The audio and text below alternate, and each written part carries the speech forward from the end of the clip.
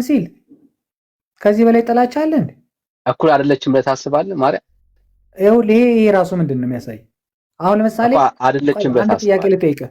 አሁን ለምሳሌ ክርስቶስ ሰው ሆኖ ነበር አይደል? ደወሉበት አባታቸው እነዚህ ደግሞ ይደውላሉ 10 ጊዜ። ይኸውልህ እንትን ክርስቶስ ሰው ሆኖ ነበረ። ስሚ በቃ አላቅም በይው እንዳይደውልብኝ። ይኸውልህ ክርስቶስ ሰው ሆኖ ነበር አይደለ? ክርስቶስ ሰው ሆኖ ነበር። አንተ አሁን ከክርስቶስ እኩል ነህ ማለት ነው? ሰው በሰውነትህ እሱ ሰው በነበረ ጊዜ ከአንተ እኩል ነው? ኢየሱስ ክርስቶስ ፍጹም ሰው ነው የሆነው እኮ። ፍጹም ሰው በነበረ ጊዜ እንዳንተ ነው ማለት ነው? ሰው ነው ማለት ነው እንዳንተ? ስለ ክርስቶስ ሲናገር ከኃጢአት ንጹህ የሆነ እንደነበር ይናገራል። እና ማርያምስ ከኃጢአት ንጹህ የሆነች ሰው አልነበረች? ማርያም ምንም ኃጢአት የለባትም የሚል ማስረጃ የለም። ካለ እቀበላለሁ። ስለ ጌታ ግን ተጽፏል። አንተ ከኃጢአተኛ ጥላቻ አይደለም። እኔ የእግዚአብሔርን ቃል ስለምከተል የእግዚአብሔርን ቃል እኔ አልገምትም አልኩ። እኔ ክርስቲያን ነኝ አልገምትም። ትውልድ ሁሉ ብጽዕት ይሉኛል የምትለው ያለችዋን እሱ ማርያም እኔም በጽዕና ከህይወት እንትን ጋር እኮ የሚገናኝ ነገር የለውም። በነገራችን ላይ ግን አሁን እዚህ 491 ሰዎች ምናምን አላችሁ አይደል? ከዚህ ውስጥ ቢያንስ 90 ኦርቶዶክስ ብትሆኑ 400 ጴንጤ ብትሆኑ 400ችሁ ገደል ግቡ ጴንጤዎች። ኦርቶዶክስ ያላት የመጨረሻ ንግግር ይሄ ነው። አየሩ ያለ ከስሜት ባሻገር አልነጋገርም። 400 ጴንጤዎች ገደል ግቡ። እግዚአብሔር በስራ ላይ ነው ወንድምነት። እግዚአብሔር በስራ ላይ ነው። እግዚአብሔር በስራ ላይ ነው። ስራ ላይ ነው። ኮንዶሚኒየም ነው የሚሰሩ። ቀጥል። ያው እሱን ነው ያለ። አየህ በቃ ትልቁ ነገር እሱ ነው። ከስሜት ባሻገር ቤተክርስቲያኒቷ ማርያምን የሰጠ ለምን እንደዚህ እንደምትል አውቃለሁ። ወንጌል እየነካው ነው ውስጡን እንደዚህ የሚንተከተከው ለዛ ነው ምናምን። ኧረ በእናትህ ስንት ነገር የወንጌል ባህሪ ነው። ባይዘው እዚህ ውስጥ ልክ እንዳንተ ያደረጋቸው ብዙ ሰዎች ነበሩ። ጌታ ግን መጨረሻ ላይ ደባቸው ለውጥ ምልክቱ ነው ይሄ ምልክቱ። ኦፍ ኮርስ ለዚህ እኮ ነው አሁን ይኸውልህ ስለ ማርያም ያለህ ግንዛቤ ነው ያለህ። ጴንጤዎች ገደል ግቡ እናንተ የማርያም ጠላቶች። ይኸውልህ ስለ ማርያም ያለህ ግንዛቤ በእውቀት ሳይሆን በስሜት ላይ ብቻ ያለ እንደሆነ ያያየህ አንተ ራስህ። አልቀበለውም አልኩህ እኮ በማርያም ጉዳይ አልቀበለውም። ልክ እኮ ነው። አየህ የእግዚአብሔርን ቃል እንኳን አስክዶካል። ቤተክርስቲያኒት ውስጥ የተሰበከችልህ ማርያም ከእግዚአብሔር ቃል በላይ እንድትሆን ያደረገች የተሰበከችልኝ ሳይሆን የደረሰችልኝ ማርያም በአማላጅነቱ የደረሰችልኝ ማርያም ምንም አልደረሰችልኝ። ማርያም እንደደረሰችልህ ምንም ማስረጃ የለም። ቆይ ወንድምነት እዚህ ጋር አንድ ነገር አስታወስከኝ። እሺ በቤተክርስቲያን ውስጥ የተሰበከችል ሮያል ቆይ በቤተክርስቲያን ውስጥ በኦርቶዶክስ ቤተክርስቲያን ውስጥ የተሰበከችዋ ማርያም ተብላ የተባለችዋ ከመጽሐፍ ቅዱስ በላይ አድርገው ነው የሰበኳት። መጽሐፍ መረጃ አለ። ኤርሚያስ ታምረ ማርያም መቅደምን ላምጣዋ ወንድምነት አልፈልግም። እኔ አነባዋለሁ ለህዝቡ አነባዋለሁ። ራስ አንበው ሆነ አልፈልግም። አንተ ወንድም ለህዝቡ አነባዋለሁ። አንተ አይደለም የምታዘኝ። ቤተክርስቲያኒቱ ከመጽሐፍ ቅዱስ በላይ ነች ብላለች። ይኸው ከመጽሐፍ ቅዱስ በላይ ነች ብላለች። ለዚህ ነው አየህ ወንድምነት የማይሆን ነገር እኮ ነው የነካው። አሁን በጣም አደገኛ ለምን አታባርሩትም ይላል። እዛ ከቀበሌ ቤት ቀበሌ አባር እኔ እንዳንተ ህይወት መኖር አረከኝ እንዴ? ከቀበሌ ቤት ቀበሌ አባር ሙሉ ያራስ ለኔ ድል አሰጡኝም። ለኔ ድል ስጡኝ ፕሊዝ። እንሰጣለን። እኔ ላሳይና እንሰጣለን። ዛሬ እውነት አልተሳደብም። ከዚህ በላይ ነው የሚሳደበው።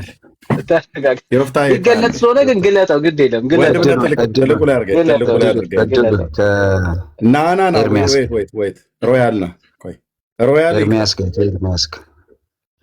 ፕሊስ ዮፍታይ ካልሆነ ታችና ሶርዳን እስካሁን በትዕግስት ጠብቀህናል። ልንሰጥህ ነው። ያ ቴንክ ዩ ሮያልና እንዴ ይሄንማ ሮያል ባለበት ነው የሚነበበው። ብፁዕነቱ ይምጡ። ሮያልዬ ነው የማያድግ ኤርሚያስ ልጅ ብሎክ ስላወቀ ነው ላት ያለው። አዎ የማያድግ ኤርሚያስ ልጅ ብሎ አንደኛው ኮሜንት የጻፈው በጣም ጌታ ምሕረት ያርግልህ። ይሄን ኮሜንት የጻፍከው ሰው እሺ ኦርቶዶክስ በመጽሐፏ ይኸው መጽሐፍ ቅዱስ ማነው ማርያም ከመጽሐፍ ቅዱስ እንደምትበልጥ መጽሐፍ ቅዱስ የእግዚአብሔር ቃል ከማርያም እንደሚያንስ ቤተክርስቲያኒቱ እንደዚህ ብላ በድፍረት ጽፋለች። ገጽ 23 ላይ ሀብተ ወልድና ስመ ክርስትናን ላለው ክርስቲያናዊ የሆነ ሰው ሁሉ የእመቤታችንን ማርያምን መጽሐፍ እዚጋ እንደዚህ ላሳይ። የእመቤታችን የማርያምን መጽሐፍ ታምሯን መስማት ቀላል አይምሰለው ካለ በኋላ እዩት። ይህ የእመቤታችን ታምር ከመጽሐፈ ነቢያት ብሉይ ኪዳን ማለት ነው፣ ከመጽሐፈ ሐዋርያት አዲስ ኪዳን ማለት ነው የላቀ የከበረ ገናና ነውና። የማን ይህ የእመቤታችን ታምር መጽሐፍ፣ ይሄ መጽሐፍ ከብሉይ ኪዳን ከአዲስ ኪዳንም ከሐዋርያቱ መጽሐፍት የላቀ ገናና የከበረ ነውና ስለዚህ ቀላል አይምሰላችሁ አለ። ይኸውላችሁ ይሄ ተረት ነው። ይሄ ተረት ታምረ ማርያም ማለት የተረት መጽሐፍ ነው። ይሄን ተረት ከነቢያቱ ከብሉይ ኪዳን መጽሐፍት ከሐዋርያቱ ከአዲስ ኪዳን መጽሐፍት የላቀ የከበረ ገናና ነውና ስለዚህ ቀላል አይምሰላችሁ። እቺ ናትን እንግዲህ ኦርቶዶክስ።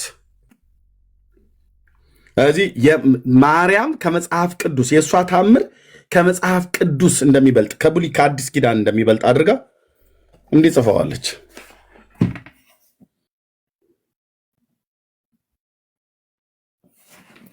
እሺ ወንድምነት አሁን ትልቁ ላይ መሆን ትችላለህ። ዮፍታሔ ስጡኝ እያለ ስለነበር በጨዋነት ጠብቆናል፣ መሰጠት አለበት። ቴንኪው። ሮያል ግን ወረደ። ያው እሺ አመሰግናለሁ። ዲስከስ ማድረግ የምፈልገው ከኤርሚያስ ጋር ነው። ዳኒ ከቻልክ ማለት ነው። እሺ ረጅም ሰዓት ሲያወራ ነበር። ቤት ከፍቶ አሁንም አለ። የተለየ ነገር የለም። ከወንድምነት ጋር የሚያደርግ የተለየ ነገር አይ ምናልባት ከአንተ ጋር ብዙ ጊዜ ዲስከስ አድርገናልና ኤርሚያስም ላገኘው እፈልጋለሁ፣ ሊያስገባኝ አልቻለም በብዙ ጊዜ ማለት ነው። አሁን ስላገኘሁት ደስ ብሎኛል። ማን ነው ሮያልም ደግሞ ኦርቶዶክስ ነው የሚለው ጥያቄ ምልክት አሳድሮብኛል። ከእግዚአብሔር ቃል አንጻር መነገር የሌለባቸው ኃይለ ቃላትን ሲናገር እሰማለሁ። አሁን ጄነራላይዝድ አድርጎ ኦርቶዶክስ እንደዚህ ያለች ማለቱ ተገቢ አይደለም። መጽሐፍ ቅዱስ የራሱ ጉዳይ የሚል አስተምህሮ የላትም እቺ ቅድስት ኦርቶዶክስ ተዋህዶ። እንደዚህ ብሎ መናገሩም ራሱ ሰውን አሁን ያው የቴክኖሎጂ ዘመን ስለሆነ ምናልባት ኤርሚያስ ፋብሪኬት ያደረገው ሰው ይሆን እንጂ ምናምን ብለው የሚያስቡ ሰዎች ይኖራሉና የምታወሩትም ሰዎች አንዳንዴ ተገቢ ቢሆን ዝም ብሎ ኢሞሽናል የሆነም ሰው ፕሮቴስታንት ከኔ ጋር ዲስከስ ማድረግ አልፈልግም። እኔም ደግሞ ኢሞሽናል ሁኜ ደግሞ ከፕሮቴስታንት ጋር ዲስከስ ማድረግ አልፈልግም እና ከእግዚአብሔር ቃል አንጻር የማርያም ጠላት ማን ነው የሚል አስተምሮ ነው ታይትል ዲፔንድ ያደረግ ነው።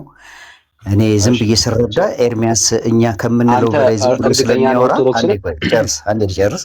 ኤርሚያስ እኛ ከምንለው በላይ ስለሚናገር ኦርቶዶክስ ነው ከኤርሚያስ ኖ እኔ እኮ ታውቀኛለህ እኮ ዳኒ፣ አሁን ካረሳኝ ኦርቶዶክስ ነው ወይስ ኦርቶዶክስ አይደለም?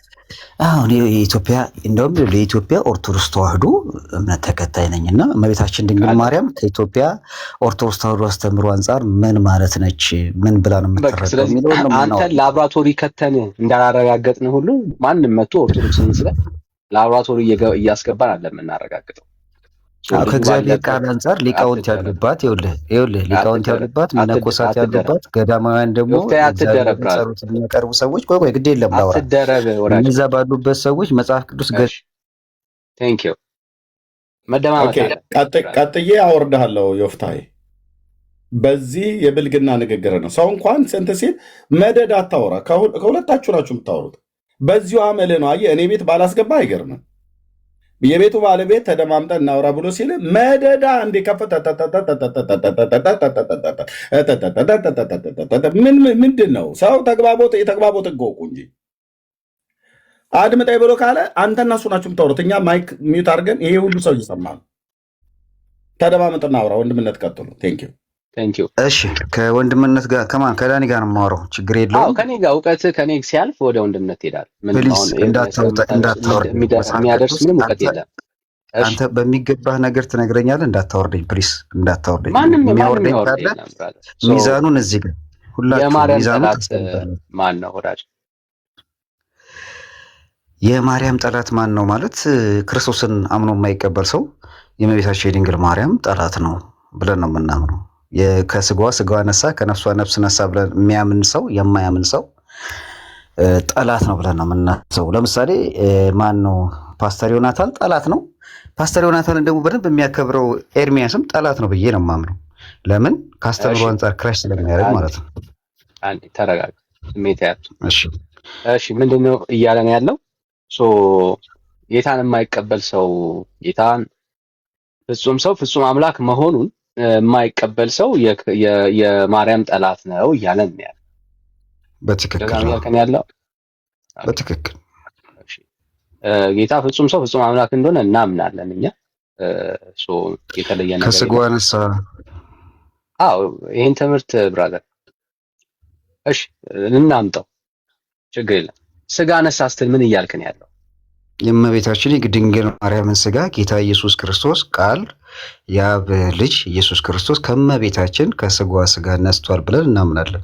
ምንድነው ስጋ አነሳ ስትል ምን እያልክን ያለው ነው ያለው የጠየቀው? የክርስቶስ ስጋ የእመቤታችን የድንግል ማርያም ስጋ ነው ብለን እናምናለን። ይሄን ማትከተል ከሆነ ጠላት ነው። ቆይ አንዴ ሆልድ የጌታ ስጋ የማርያም ስጋ ነው እንጂ የራሱ ስጋ አይደለም እያልከኝ ነው ያለው?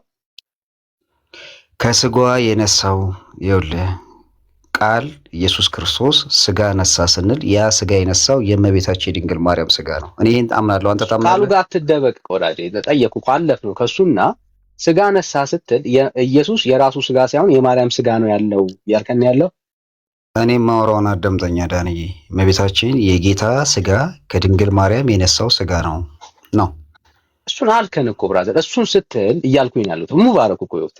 እንዳትደበቅ። አሁንም ደግሜ እሱ እንዳትደግሙ ከዚህ በኋላ ስጋ ነሳ ብለህ ስታወራ በደምብ ስማ። ስጋ ነሳ ብለህ ስታወራ እያወራን ያለው የጌታ ስጋ ማለት የማርያም ስጋ ነው ማለት ነው። እንደዛ ነው እያልከን ያለው? ኦፍ ኮርስ። ምክንያቱም ከእመቤታችን ማስረጃ። በጣም ጥሩ ማስረጃ ሰጥቶኛል። ኦፍ ኮርስ 1-2 ደቂቃ ይሰጠኛል ብዬ አስባለሁ ይሄን ቃል ስናገር ማለት ነው። ማስረጃ። ስለዚህ ይሁንልኝ ብላ የተቀበለች ጌታ እናት እግዚአብሔርን አዳምጠኝ። ሉቃስ ወንጌል ነው እያነበብኩ ያለሁት እኮ ነገረና እኛም ፎሎ እንድናረግ እንድናዳምጥ ጥቀሰውና ከዛ እዛ ክፍል ላይ ኢየሱስ የማርያም እንጂ የራሱን ስጋ እንዳልያዘ ታሳየናለህ ማለት ነው። የራሱ ስጋ የሚል አስተምሮ የለም። እመቤታችን ጋር ማደሩ ከእመቤታችን መወለዱ ኢየሱስ ክርስቶስ ከድንግል ማርያም ስጋ ነሳ ማለት እንችላለን። ወዳጄ እኮ አሁን ቅድም ምን አልከን? ያልከውን ነገር እንዳትረሳ። ስጋ ነሳ ስል የኢየሱስ ክርስቶስ ስጋ የእመቤታችን የቅድስት ድንግል ማርያም ስጋ ነው እናምናለን። አትደረግ እኮ ኢየሱስ የያዘው የማርያምን ስጋ መሆኑን ማስረጃ አንጣያልኩ። እሺ ዮሐንስ ወንጌል ምዕራፍ 1 ቁጥር 1 ላይ ስታነብ እግዚአብሔር በመጀመሪያ ቃል ነበር ይላል። ገብቶሃል? እንግዲህ ጌታችን መድኃኒታችን ኢየሱስ ክርስቶስ አምላካችን የድንግል ማርያም ልጅ በመጀመሪያ ቃል ነበር ነው። ቃልም እግዚአብሔር ነበር። ያም ቃል ደግሞ ዝቅ ዚልና 26 አይ ቲንክ ይመስለኛል በእኛም ማደረ ይላል። ያም ቃል ደግሞ ስጋ መልበሱን ይነግረናል። ያ የለበሰው ስጋ የማ ስጋ ነው? የእመቤታችን የቅድስት ጨምር የማርያምን ስጋ እንደያዘ የእሱ ስጋ እንዳልሆነ ማስረጃ አስጠን ነው እያልኩኝ ያለው። ይሄ ማስረጃ በቂ ነው። 26ን ይኸው ለጠቢብ ሀቲ ቃል ተአክሎ ጠቢብ ጋር መች ደረስክና? ጨረስን። እዚህ ጋር ቶፒክ እንዳታወራኝ። ይኸውልህ ለማወቅ ዋሽተህ ስለማትሄድ ለማወቅ ከፈለክ ይሄ በቂ ነው። ጌታ የነሳው ስጋ የእመቤታችን የድንግል ማርያም ስጋ ነው። ጠቢብ ለመሆን ሩቅ ነህ ወዳጄ። ጋን ይዞ አልመጣም። አንዴ ወዳጄ፣ ጠቢብ ለመሆን ሩቅ ነህ። ጠቢብ እንዳትገዛ ውስጥ አትደበቅ። ተደማመጣ። ይኸው ላነብልህ። ሚውት አታርገኝ። ዲስከሽን ማለት ሚውት አታርገኝ እኮ ላነብልህ ነው። አድምጣ። እሺ የጠቀስኩ ዮሐንስ ወንጌል ምዕራፍ 1 ላይ ይኸው 1:26 ላነብልህ ነው። ዮሐንስ መልሶ እኔ በውሃ አጠምቃለሁ 1:26 ነው ያልከው እንዳትረሳ። ዳሩ ግን እናንተ የማታውቁት አዳምጠኛ። አሁን ቃሉን እያወቅከው ለምንድን ነው 26 ስለዛዝ ብራዘር you said 1:26 ብላል። 1:26 ነው ያለው። በቃ አንድ ላይ አንብበው። ዮሐንስ 1:1 ነው በመጀመሪያ ዮሐንስ 1:1 ላንብብለት። ይኸው እግዚአብሔር መጀመሪያ ቃል ነበር፣ በመጀመሪያ ቃል ነበረ፣ ቃልም በእግዚአብሔር ዘንድ ነበረ፣ ቃልም እግዚአብሔር ነበረ ይላል። እዚህ ክፍል ላይ የማርያምን ስጋ ወሰደ የሚል የቱ ጋር ነው ያገኘው? አዳምጠኝ። ቃል እግዚአብሔር መሆኑን እናምናለን። እኔ እናንተ እዚህ ጋር ተስማምተናል። ያ ቃል ደግሞ ስጋ ነሳ ይላል። የቱ ጋር አይደል? ሂድ ዝቅ በል ውረድ 13 ላይ ምናምን ውረታች ውረድ። ይሄን አሁን ማንም ሰው ያውቀዋል። ምንም ቁጥር 13 አለን 13 አለን። ይኸው ላነብለት ነው። እነርሱም ከእግዚአብሔር ተወለዱ እንጂ ከደም ወይም ከስጋ ፈቃድ ወይም ከወንድ ፈቃድ አልተወለዱም ይላል። ዝቅ በል ዝቅ ልበል። ቃልም ስጋ ሆነ ጸጋና እውነትን ተሞልቶ በእኛ አደረ። ይሄን መደበቅ ፈለግ 13 ነው ያልከው 13 ነው ያነበብኩት። ቃልም ስጋ ሆነ 4 ነጥብ ዘጋን። አቁም፣ ሌላ ቦታ ትሄድ። እሺ ቃልም ስጋ ሆነ፣ ይኸው ጸጋና እውነትን ተሞልቶ ጸጋና እውነትን ተሞልቶ በእኛ አደረ። አንድ ልጅም በአባቱ ዘንድ እንዳለው ክብር የሆነውን ክብሩን አየን ይላል። ጥቅሱን የሰጠው እኔ ነኝ። ይሄኔ አሁን የጠቀሰው 14 ነው ያነበብኩት እኮ አስረዳና። እኔ ነኝ ያስወረድኩት። ወንበነት እኔ ነኝ ያስወረድኩት።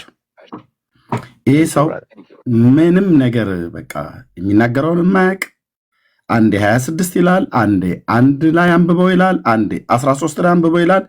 ቅጥፈቱ ውሸቱ ለሱ እንኳን ይቅርታ እንኳን አይጠይቅም። አንተ ለጠይቀው ጥያቄ አምጣ ብለህ ያልከው ወሳኝ ቁጥር እንኳን ራሱ ቁጥሩን አያውቀውም። በእርግጥ የት ያውቀዋል? እና አሁን አንተ ወርደ ቁጥር 15 ላይ ያለውን ስላነበብክ አታምብ ብሎ ደግሞ ይለፈልፋል። እዚህ ቤት ዳግም አትገባ፣ እኔም ቤት ዳግም አትመጣም። እንዳንተ በድምፅህ ራሱ እንኳን እንለይሃለን። የትኛውን ቦታ ላይ ብላክ ሊስት ውስጥ ከተናሃል።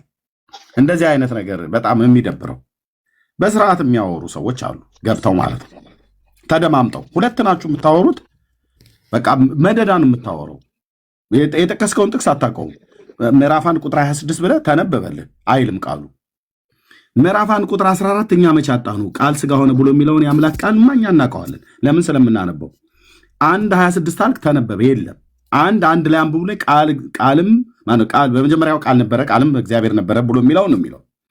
ቁጥር 13 አንብብ አልከው፣ ከስጋና ከደም ተወለዱ ማነው? እነሱም ከእግዚአብሔር ተወለዱ እንጂ ከስጋና ከደም ፍቃድ አልተወለዱም ብሎ ይላል። ይሄኛውም ሌላኛው ተሳደ። ምክንያቱስ መጽሐፍ ቅዱስን አታውቁትም። ዝም ብሎ ማውራት አይደለም። ቁጭ ብለህ በንዴት በልህ በወኔ አይደለም ሃይማኖት የሚከበረው። በቃ ባዶ ቀፎ ናችሁ። ምክንያቱም ውስጣችሁ እውቀት የለም፣ የእግዚአብሔር ቃል እውቀት የለም። ለምን ቁጭ ብለህ አላነበብክም የእግዚአብሔርን ቃል መጽሐፍ ቅዱስን? ቀደም ዮናታንና ኤርሚያስ ከሃዲያን ናቸው። ማርያም በስጋ ክርስቶስን እንደወለደችው አያምኑም ማለት ውሸት ነው። ዮኒም ያምናል፣ እኔም አምናለሁ። ስም ለማጥፋት ነው የሞከርከው ማለት ነው። ዮኒም ያምናል፣ እኔም አምናለሁ። ቃል ስጋ መሆኑን እኛ መቼ ካድን? ኦኬ ዮኒ የዛሬ ስንት ዓመት የዛሬ 7 ዓመት አካባቢ ላይ አልተዋህደም ውሃና ዘይት ነው ምናምን ነገር ብሎ ያለበትን እሱኛው ነው። እሱን ደግሞ እኔው ፔጅ ላይ መጥቶ ይቅርታ እንዲጠይቅ አድርጌዋለሁ። በቃ ይቅርታ የጠየቀን አገልጋይ ተሳስቼ ነው ይቅርታ ኤርሚ ብሎ በውስጥ አወራን። ከዛስ ፔጅ ላይ አምጥቼ ይቅርታ አስጠይቀዋለሁ። ዩቲዩብ ላይ ግቡና ይኸው ከፈለጋችሁ ቪዲዮን እዚያ ያሳያችኋለሁ። የዛሬ 7 ዓመት ይቅርታ ብሏል ዮናታን አክሊሉ ማለት ነው። በዛ ትምህርት ጉዳይ በውስጥ አውርተን ይሁን እየተከለ አይደለም የተናገርከው ብዬ መጥቶ አስተካክሎ ይቅርታ ጠይቋል።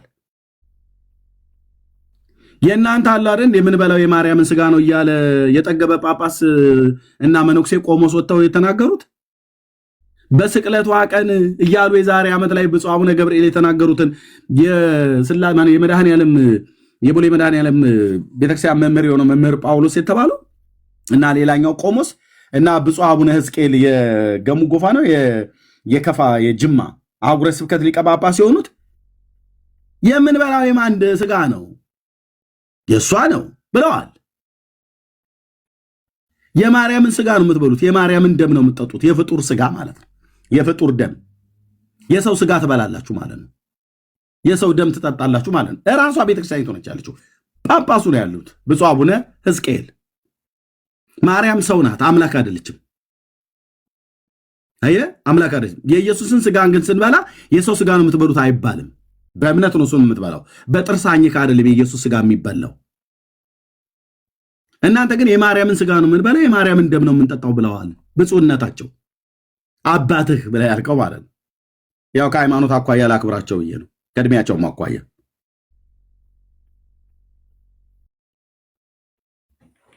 ኦኬ እና የሆነ በቃ አረ ነው ወንድምነት ሌላ ሰው አስገብተህ ብታወራ ይሻላል። ቴንክ ዩ።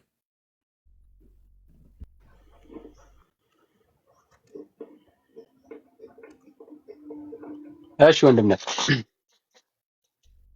ያው ጩኸት ብቻ እንደሆኑ ትውልዱ እንዳያክል ነው እንጂ ምንም የተለየ ነገር የላቸው። እሺ ሲፓራ ሰላም ናችሁ? ሰላም ነው? እግዚአብሔር ይመስገን። ሁሉ ሰላም አለን። እግዚአብሔር ይመስገን አለን። ከየት ቤተ እምነት? ከተዋህዶ ቤተ እምነት ነው። እሺ ከተዋህዶ። እሺ ወንድም ተቀበሏል? ምን አልከኝ? እሺ እንኳን ደህና መጣ ወንድማችን። እንኳን ደህና ቆያችሁ። ርዕሱ ይታያል አይደል? የማርያም ጠላት ማን ነው ብለን እየተነጋገርን ነው። አዎ ማን ነው ብላችሁ ነው የምትሉት? በኦርቶዶክስ ክርስቲያን የማርያም ጠላት የማርያም ጠላት ያው የማርያም ጠላትማ አጋንንት ነው። አጋንንት ነው። ኦኬ ሰው ሊሆን አይችልም። ሰዎችም ጠላቷ ከሆኑ በእርግጠኝነት በውስጣቸው የአጋንንት መንፈስ ካልሆነ በስተቀር ማርያምን የሚያስጠላ ምክንያት የለም በተአምር እዚህ ምድር ላይ። ራይት። ስለዚህ ሰይጣን ያለበት ሰው ነው ማርያምን የሚጠላት። ራይት። እሺ በተለምዶ ግን ወንድማችን ቴንክ ዩ ሲፓራ። በተለምዶ ነው አይ ቲንክ አስባችሁበት እንደሆነ አይደል ነው እንደ ተቋም እንደ ቤተክርስቲያን ብዙ ጊዜ እኛን የወንጌላውያን አማኞች በተለምዶ ጴንጤ ወይ ፕሮቴስታንት የምንባለው የማርያም ጠላቶች ናቸው፣ የማርያም ጠላት እያላችሁ ትሉናላችሁ። ትክክል ነኝ? ትክክል ነኝ? አዎ። ከምን ተነስታችሁ ነው እንደዛ የምትሉን?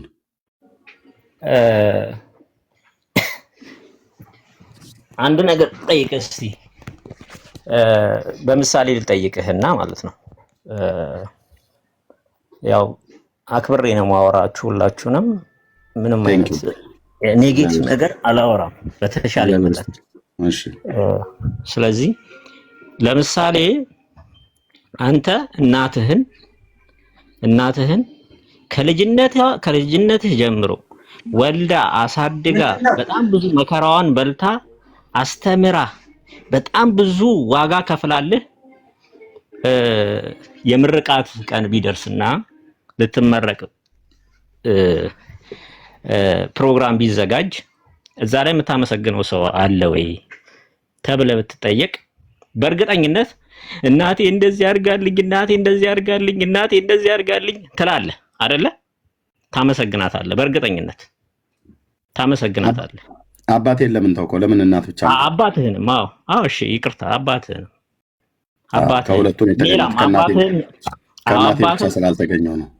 አዎ ገብቶኛል። አባትህም ያልሆነውን ባለውለታ እኔ አባቴ ያልሆነውን አይደለም። እኔ አባት ስላለኝ አባቴ ነው የወለደኝ፣ አባቴም ጭምር ነው። ብቻ በጥቅሉ ውለታ የዋለልህን ሰው እናትህም ላትሆን ትችላለች። ውለታ የዋለልህን ሰው ለማመስገን በጣም በተለይ በተደሰትክበት ጊዜ ቃላት ነው የሚያጥር። ገብቷል? እና ማርያምን እኛ እንወዳታለን ትላላችሁ። እሺ ማርያምን ትወዳታለህ።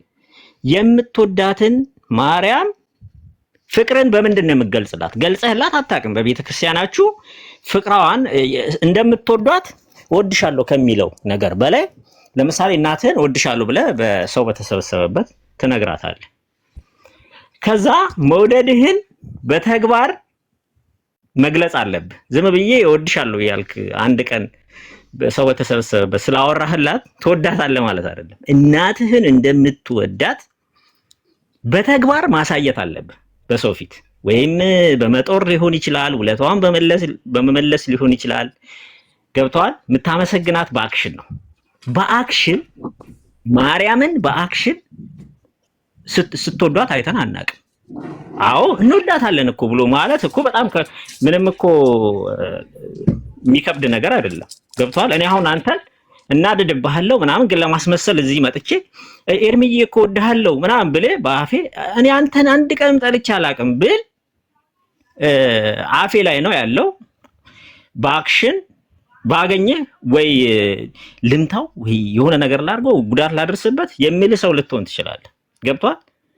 ስለዚህ እወዳታለሁ ማለት ሳይሆን የወደድካትን ማርያም ትውልድ ሁሉ ብፅዕት ይለኛል ያለው ቃል የተባለው ቃል ለማንም አልተነገረም። ለምሳሌ ሁላችሁም ብፁዓን ናችሁ ከሚለው ጋር በፍጹም የሚገናኝ አይደለም። ለምሳሌ ሁሉም ሰው ብፁዕ ነው። ለምሳሌ ኢየሱስ ክርስቶስ ሲናገር ድሆች ብፁዓን ያጡ ብፁዓን ናቸው ምናምን እያለ ይናገራል። ያ ብፁዓን የተባለበት ትርጉምና ማርያም ትውልድ ሁሉ ብፅዕት ይለኛል ያለበት ትርጉም በፍጹም የሚገናኝ አይደለም። ለምንድን ነው እንደዛ ያለችው? ትውልድ ሁሉ ብፅዕት ይሉኛል። ብፅዕት ማለት አለብህ በየቀኑ ትውልድና አንተም ገብቶሃል? ያንን ብፅዕት የምትልበትን መንገድ ከልብህ ነው ማለት ያለብህ። ኦርቶዶክሶችን ለማስደሰት ወይም ደግሞ ኦርቶዶክሶችን ለክርክር ስትቀርብ የኦርቶዶክሶች አይ ማርያምን አይጠሏትም ጴንጤዎች ተብሎ እንዲወራ ሳይሆን ብፅዕት ናት ድንግል ማርያም ብፅዕት ናት ብለህ በመድረክ በምታገኝበት መንገድ መመስከር አለብህ። በነገራችን ላይ ለማርያም የሚሰጥ ክብር በእርግጠኝነት ነው ምነግርህ። እኔ በጣም እርግጠኛ ሆኜ ምነግርህ ከዚህ በዚህ ጉዳይ ላይ እርግጠኛ እንደምሆን በሌላ ጉዳይ ላይ እርግጠኛ አልሆንም። ለማርያም በሚሰጥ ክብር ለጣዖት እንደተሰጠ አድርጎ የሚቆጥር ልጅ የላትም። በእርግጠኝነት ነው የምናገረው። ለጣዖት ነው የተሰጠው ክብር። እንዴ አንድ ነገር ልንገርህ፣ 30 ዓመት እኮ ብቻዋን ክርስቲያን የነበረች ሴት ናት። ብቻዋን 30 ዓመት ማንም አላመነም። 30 ዓመት ሙሉ ሚስጥር ይዛ ከኔ የተወለደው አምላክ ነው አሳድገዋለሁ፣ ጡቴን አጥብቼ አሳድገዋለሁ። ሲወድቅ አልቅሳለች፣ ሲጠፋ ፈልገዋለች በቤተ መቅደስ ስንት ቀን ተጉዛ ማለት ነው። ልጄ ጠፋብኝ ብላ ሊገሉት ሲሉ ወደ ግብፅ ያንን ሁሉ በረሃ አቋርጣ ሄዳለች። እውነት ነው የምነግርህ፣ ማርያምን በማመስገኔ ሲኦል ይጠብቀኛል የሚል ሰው በጣም የተሳሳተ ሰው ነው። በጣም የተሳሳተ ሰው ነው። ስለዚህ እናቴን እንደማመሰግነው ማርያምን ከእናቴ በላይ ለምን መሰለ? እናቴ የሚጠፋውን ስጋዬን ለማስደሰት ነው እዚህ ስትለፋ የነበረው። እሷም ትሞታለች፣ እኔም እሞታለሁ። ማርያም የሰጠችኝ ግን በእሷ ጽድቅ ምክንያት ኢየሱስ ክርስቶስ ሰው ሲፈልግ ጽድቅ የሆነ ሰው በማጣቱ ብዙ ጊዜ ቆይቷል።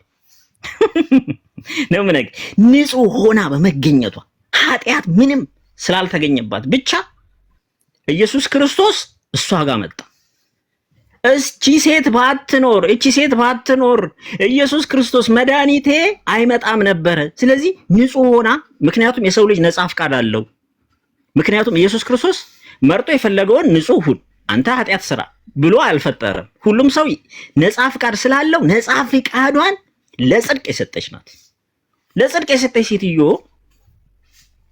እሷ በመኖሯ ምክንያት ድህነት ምክንያት የሆነች ለድህነቴ ምክንያት የኢየሱስ የመድኃኒቴ እናት በመሆኗ ሳመሰግናት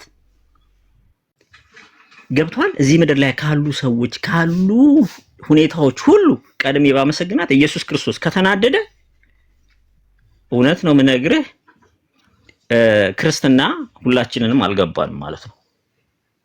ገባ? ምክንያቱም እኔ እውነቴን ነው የምነግርህ ሁሉም ሰው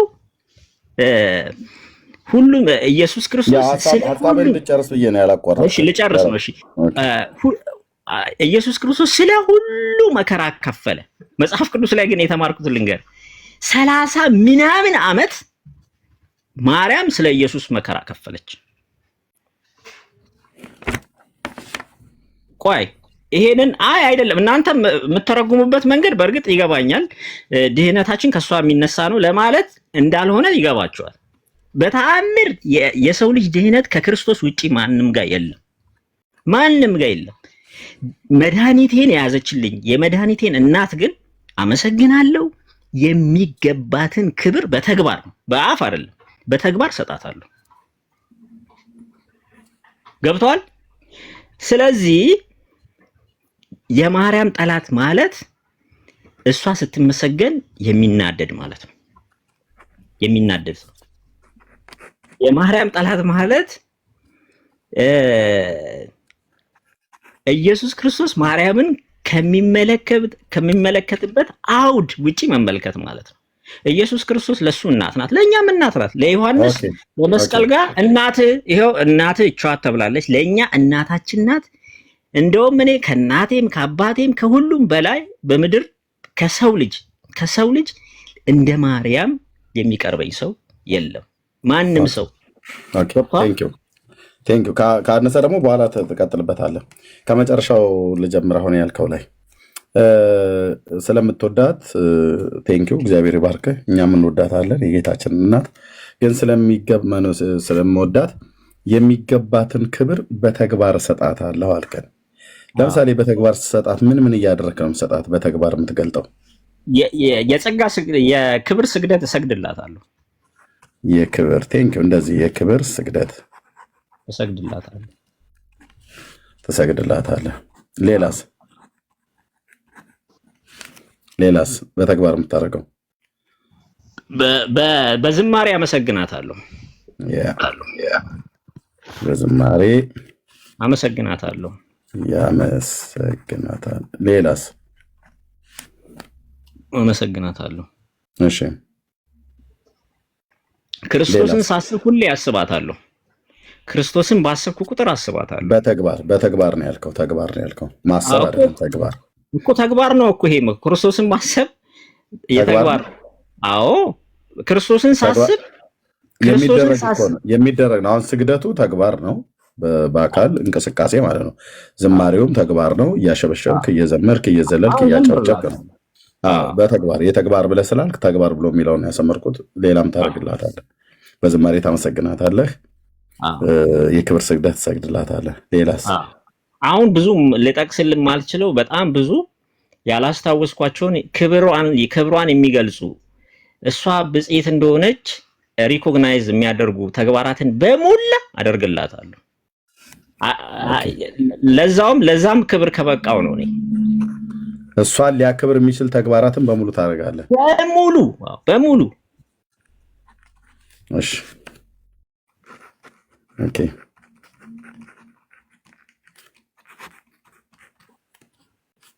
ተግባር እዚህ ጋር ይገባ። አደርግላታለሁ ብለናል። ኦኬ አደርግላታለሁ ብለሃል። ማን አድርጉ ብሎ ስላለ ነው የምታደርገው? መጽሐፉ ስለሚል ነው። መጽሐፉ ስለሚል ነው። የቱ ጋር መጽሐፉ? በተግባር ለሷ አድርጉላት። በቃ ቅድም ነገርኩ እኮ። ለምሳሌ ኤልሳቤጥ እኔ ቤት ስለ ኤልሳቤጥ አይደለም፣ ለማርያም ይሄንን ሁሉ አድርጉ፣ ስገዱላት፣ ዘምሩላት፣ ለእሷ ሊደረግ የሚችለው ነገር ሁሉ በተግባር አድርጉላት ብሎ ያለው የቱ ጋር ነው ያገኘው? መጽሐፉ ይላል ብለኛል። አዎ በጽሔት ይላል። ቅድም የጠቀስኩልህ ጠቃለሁ። ትውልድ ሁሉ በጽሔት ይለኛል። በጽሔት ይለኛል ማለት ዘምሩላት ማለት ነው እንዴ? በጽሔት ይለኛል ማለት ስገዱላት ማለት ነው። አዎ ነው እኮ ባይዘዌ አንድ ነገር እሺ በቃ ጽፌልሃለሁ። ሉቃስ 1:46 ማለት ነው። ትውልድ ሁሉ በጽሔት ይሉኛል ብሎ የሚለው ጽፌልሃለሁ ማለት ነው። ኦኬ እሺ።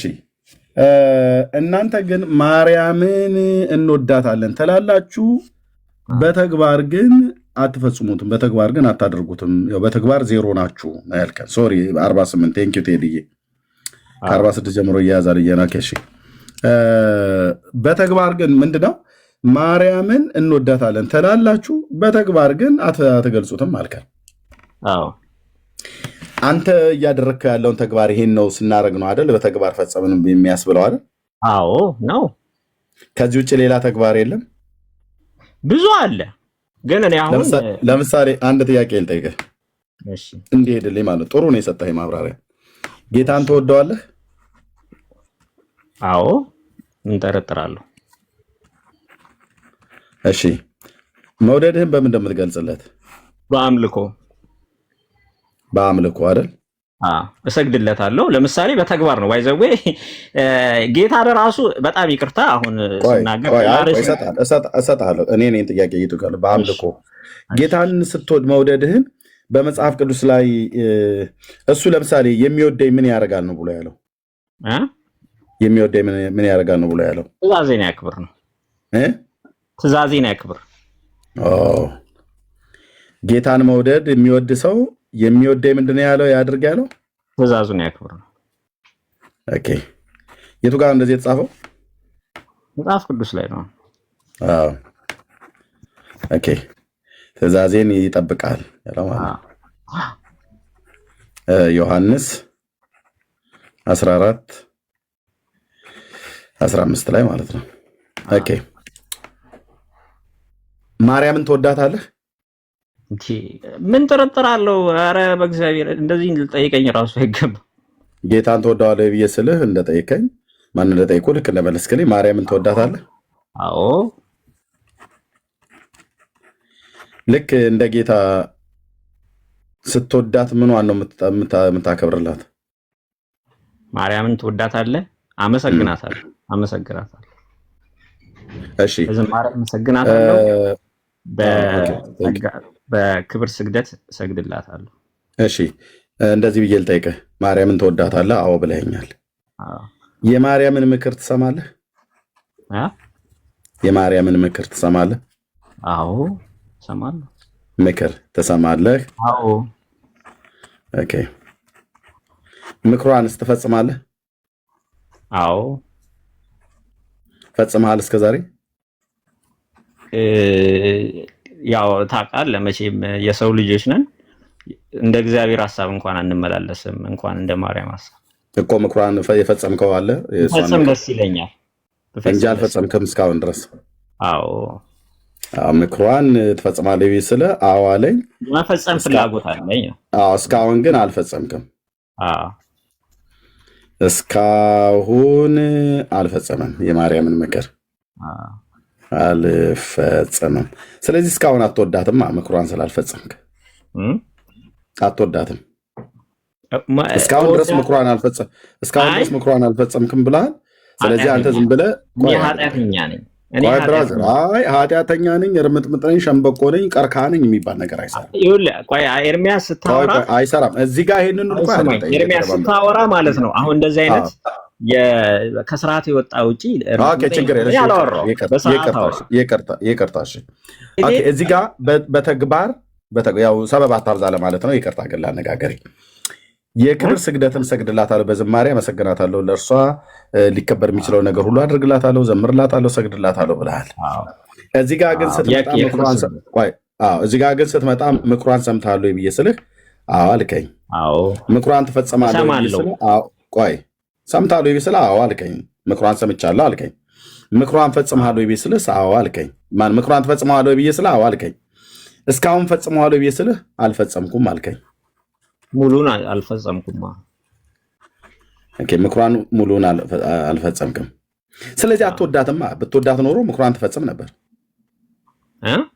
አትወዳትም ከልብህ።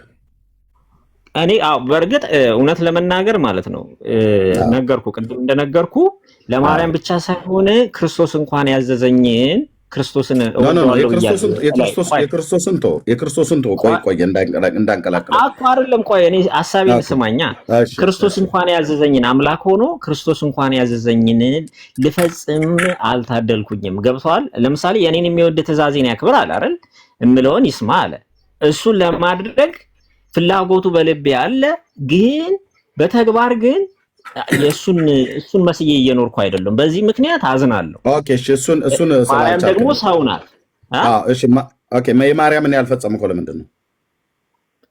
በቃ የእግዚአብሔርን ባልፈጸምኩበት ስንፈት ነው። በቃ በዛ ስንፈት ነው እንጂ የማርያም ትእዛዝ ከማርያም ምክር ውስጥ የምታስታውሰው እስኪ አንድ ነገረኛ ያልፈጸምከው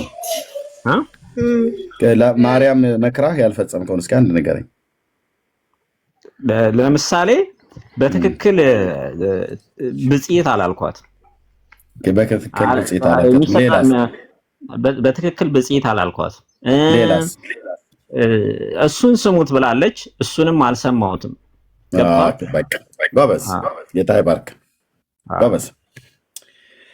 ኦኬ እሱን ስሙት ብቻ ሳይሆን እሱ የሚላችሁን አድርጉ ብላለች። አዎ ብላለች። አንተ ግን አላደረክም። የተወሰነ ማድረግ ፍላጎት አለኝ አልኩ። በቃ አላደረክም ነው እንጂ ፍላጎት የለም ያለህ አይደለም ጥያቄ። አንተ ግን አላደረክም። አዎ አላደረኩም። ያላደረከው ኢየሱስንም ስለማትወደው ማርያምንም ስለማትወዳት ነው። ሁለቱንም አትወዳቸውም። የጌታን ልቶ እሷን አትወዳትም። የጌታን ልቶ እሷን አትወዳትም።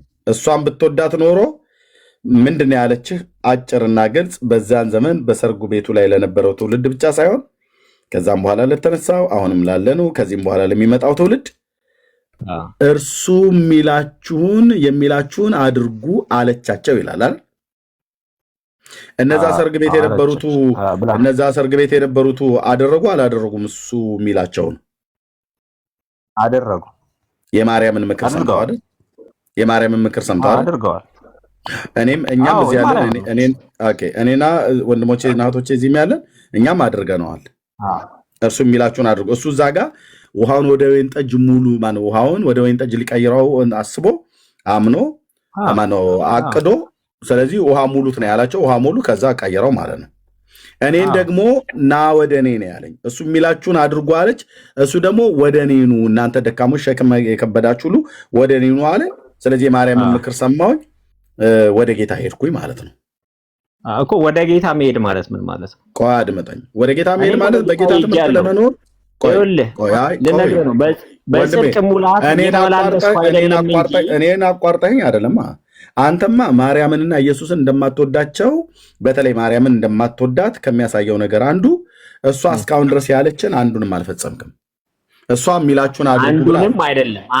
እንደዚህ አትበላ፣ እየነገርኩ ነው። ቅድም አሁን አንተ የትርጉም ፍልሰት እየፈጠርክ ነው እዚህ ጋር። ለምንድን ነው እሱ የሚላችሁን አድርጉ? እኔ ያልኩት በሙላት እሷ ያለችንን ወይም እሱም ያለንን እግዚአብሔር ያለኝንም እንኳን እሷን አልኩ እግዚአብሔር ኢየሱስ ክርስቶስ ያዘዘኝን እንኳን በሙላት አልፈጸምኩም። እሺ እሱ የሚላችሁን አድርጉ ነው አይደል ያለችው?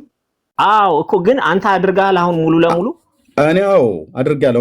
እኔ አሁን ቅድም እዚህ ምን አልከን አንተ? ማርያምን እንወዳታለን ትላላችሁ፣ በተግባር ግን አትገልጡትም ወይ ደግሞ አትፈጽሙትም አልከን። እኔም ሆንኩ እዚያ ያለን ወንድሞች እና እህቶች ማርያምን የጌታችን እናት እንወዳታለን። መውደዳችንን አድምጠኝ፣ እኔ አደረብብኝ። እኔ ሳውራ ልብ በል፣ ከዛ እሰጥሃለሁ። አንተ ማርያምን እንወዳታለን ትላላችሁ፣ በተግባር ግን አትፈጽሙትም አልከን። ኦኬ። እኛ ደግሞ ማርያምን እንወዳታለን የጌታችን እናት፣ መውደዳችንን በተግባር ፈጽመናል። ለምን? የትኛውን በተግባር የፈጸምነው? ማርያምን መውደዳችንን ከሚያሳየው ነገር አንዱ እርሱ የሚላችሁን አድርጉ ብላ የሚል ምክር ሰጠች። ከዚህ ውጭ ሌላ የተናገረ እሱ ብቻ ሊሆን ግን አይችልም። እሱ ብቻ ግን ሊሆን አይችልም። የኔ ልጨርስና እሰጥሃለሁ። አንተ ያነሰ ካለ በኋላ ትጨምርበታለህ። የማርያም ምክር በዚያን ዘመን በሰርጉ ቤት ለነበረው ትውልድ ብቻ ሳይሆን አሁንም ላለ ከዚህም በፊት ለነበረ ከዚህም በኋላ ለሚመጣው ትውልድ ሁሉ አንድ ማለፊያ ምክር የመከረችው ድንቅ ምክር በሰርጉ ቤት ለነበረው ትውልድ ብቻ ሳይሆን አሁንም ለሚሰማ ከዚህ በፊትም ለነበረ ከዚህም በኋላ ለሚነሳ ትውልድ እርሱ የሚላችሁን አድርጉ አለች። መለስ። ስለዚህ ልብ በል፣ የጌታችንን እናት ቅድስት ድንግል ማርያምን እኛ እንወዳታለን፣ መውደዳችንንም በተግባር ፈጽመናል። እኛ ወንድማችን ሲፓራ በተግባር መፈጸማችን ምክሯን በመስማት ነው። ምክር የጌታን እናት ምክር የጌታ እናት ምክር የት ነው የመከረችው? በቃና ዘገሊላ ሰርግ ላይ ማለት ነው። ለዛ ትውልድ ብቻ ሳይሆን መጽሐፍ ቅዱስን ላነበበ ሁሉ የጌታ እናት ማርያም ማለፊያ ምክር የመከረችው እርሱ የሚላችሁን አድርጉ ብላለች። ልክ አባቱ እግዚአብሔር አብ በዮርዳኖስና በመገለጥ ተራራ ላይ የምወደው ልጅ እርሱ ነውና እሱን ስሙት ብሎ እንዳለ እናቱ አባቱ እሱን ስሙት አለ። እናቱ ደግሞ እሱ የሚላችሁን አድርጉ አለች። ጌታ ደግሞ ልጇ ደግሞ እኔ የምላችሁን ስሙ አለ። ጆሮአችሁን ማዘንብሉ እኔንም ስሙ አለ። እሱን ስንሰማው ምንድን ነው ያለ? ትንሣኤና ሕይወት እኔ ነኝ፣ የሚያምንብኝ ቢሞት እንኳን ሕያው ይሆናል አለ። እርሱም የሚለኝን እንዳደርግ ማለፊያ ምክር ከመከረችኝ ከቅዱሳን እናቶች መካከል አንዷ ማርያም ናት። አባቱን እንድሰማው እግዚአብሔር አብ ልጁን እንድንሰማው የነገረንን ያህል እናቱ ደግሞ ልጁ የሚለንን እንድናደርግ መክራናለች። ስለዚህ እኛ ጠላት አይደለንም ማለት ነው፣ ወዳጅ ነን። በመጽሐፍ የተጻፈውን በመጽሐፍ የመከረችንን ምክር ተቀብለን እንፈጽማለን። አንተ ግን በመጽሐፍ ያልተጻፈውን ለምሳሌ በተግባር እኔ ማርያምን ወዳታለሁ የሚገባትም ክብር በተግባር ሰጣታለሁ ብለህ ካልክ በኋላ በተግባር የምትሰጣት ምንድን ነው? ትሰግድላታለህ። ሂዷል፣ እህትየው ሂዷል፣ ወጥቷል ነው እንዴ? አለ እንጂ ይኸው ከታች አለ አለ አለ እህትየው ሌላውኛው ነው የወጣው። እሺ የክብር ስግደትን እሰግድላታለሁ አልከን። ልክ ጌታ የሚወደኝ ቢኖር ቃሌን ይጠብቃል ብሎ እንዳለ ማርያምን የሚወዳት ወይ እሷ ራሷ ማርያም የሚወደኝ የክብር ስግደት ይስገድልኝ ብላ አላለችም። አንድ ጌታም የምትወዷት እናቴን የክብር ስገድ ስገዱላት አላለም። እንደዚሁም እሷም የሚወደኝ ይዘምርልኝ አላለችም። ወይ ጌታ የምትወዷት ዘምሩላት ለእናቴም አላለም። አንተ ጌታም እሷም ያላዘዙህን ያልነገሩህን ነገር ነው የምታደርገው። እኛ ግን እሷ የነገረችን ነገር ነው የምናደርገው። የሚላችሁን አድርጉ ብላን ስለመከረችን ያን የጌታዬን እናት የማርያምን ማለፊያ ምክር ሰምቼ እሱ የሚለኝን ላደርግ ወደ እሱ ሄጃለሁ። በእሷ ምክር መሰረት ማለት ነው። ማለት ወደ ልጇ ሄጃለሁ። ወደ ልጇ ደግሞ ሲሄድ እሱ ያለኝ ትንሣኤና ሕይወት እኔ ነኝ፣ የሚያምንብኝ ቢሞት እንኳን ሕያው ይሆናል። እናንተ ደካሞች ሸክም የከበዳችሁ ሁሉ ወደ እኔ ኑ ብሎ ኢንቫይት አደረገን። ከነ ኃጢአት ድካሜ ወደ እሱ ቀረብኩኝ። በደል ኃጢአቴን ሳይጸየፍ ተቀበለኝ። በከበረ የደሙ ፈሳሽነት አጠበኝ፣ አጸደቀኝ፣ ቀደሰኝ። እርሱም በማመኔ ንስሐና የኃጢአት ይቅርታን አገኘው፣ የልጅነት ስልጣን አገኘው። ስሜም በሕይወት መጽሐፍ ጻፈ።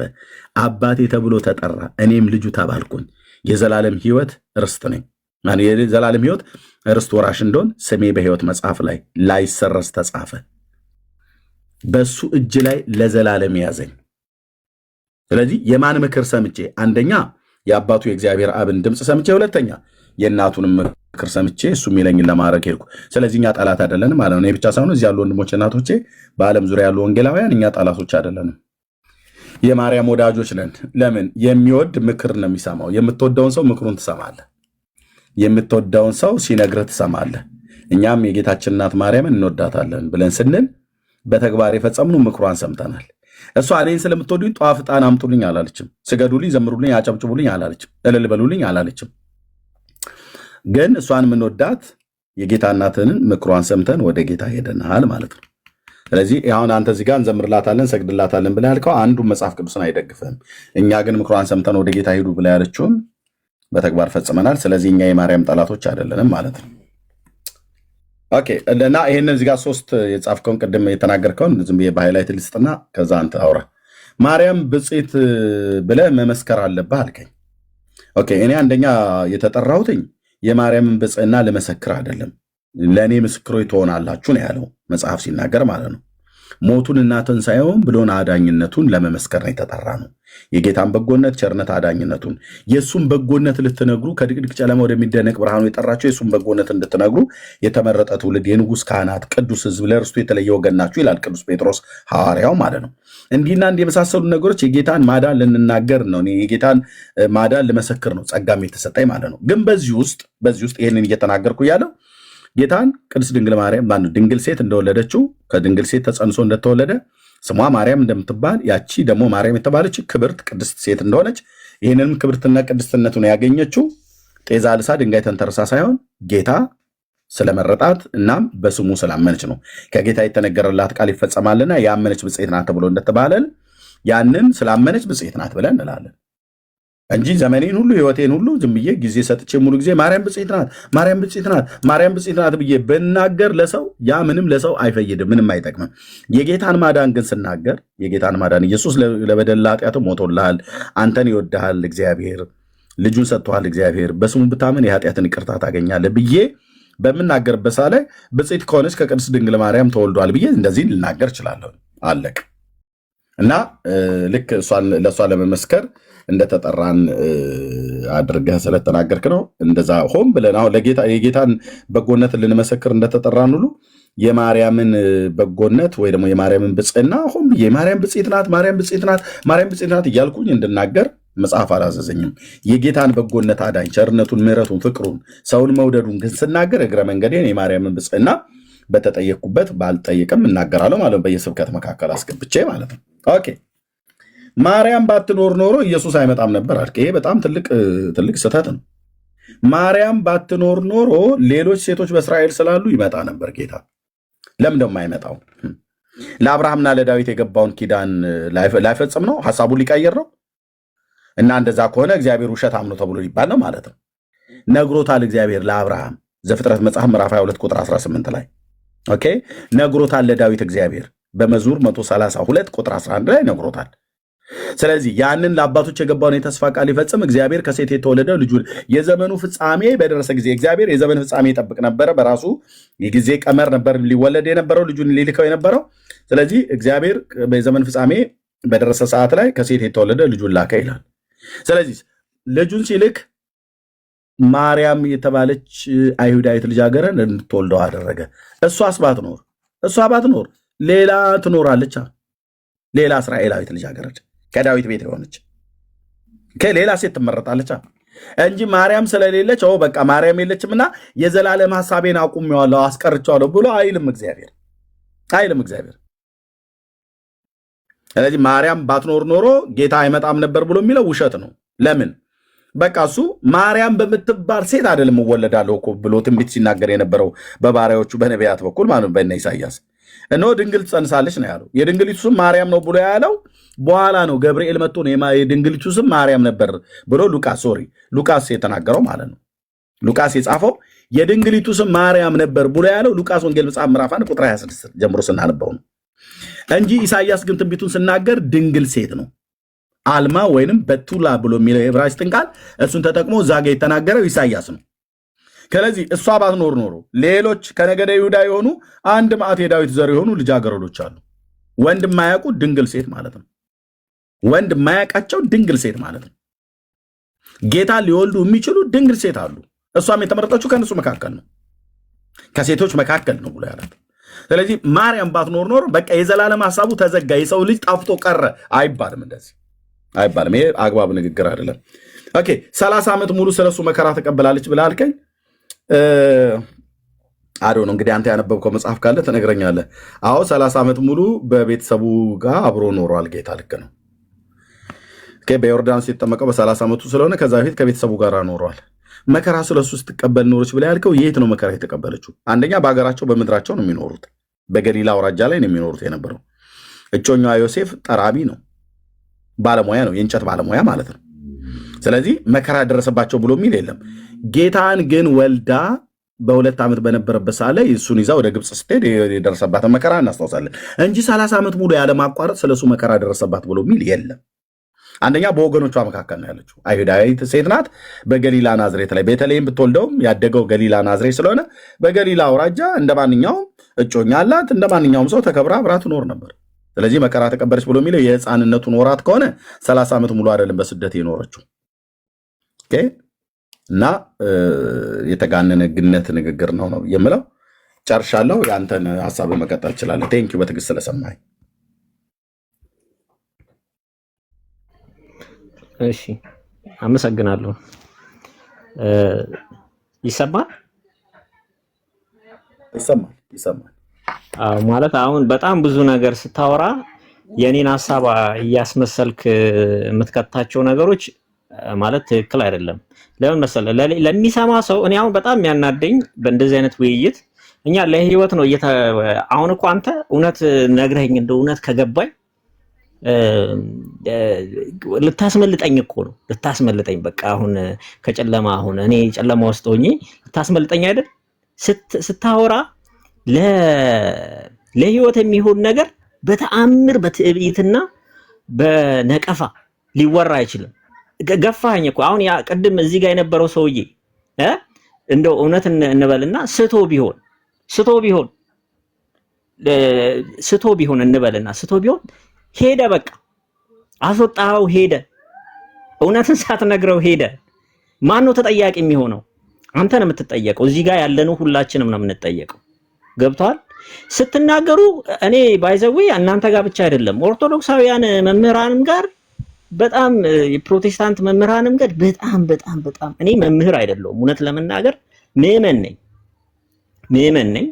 ምዕመን ማለት ያመንኩ ነኝ እንጂ ትልቁ ላይ ሁለት አብታብ እሱ እያወራ ወንድምነት ትልቁ ላይ ሁለት አብታብ ቀጥሎ ወንድማችን ሶሪ ሌላ ሰው ማስተምር ሰው አይደለሁም፣ እውነት ለመናገር ገብቷል።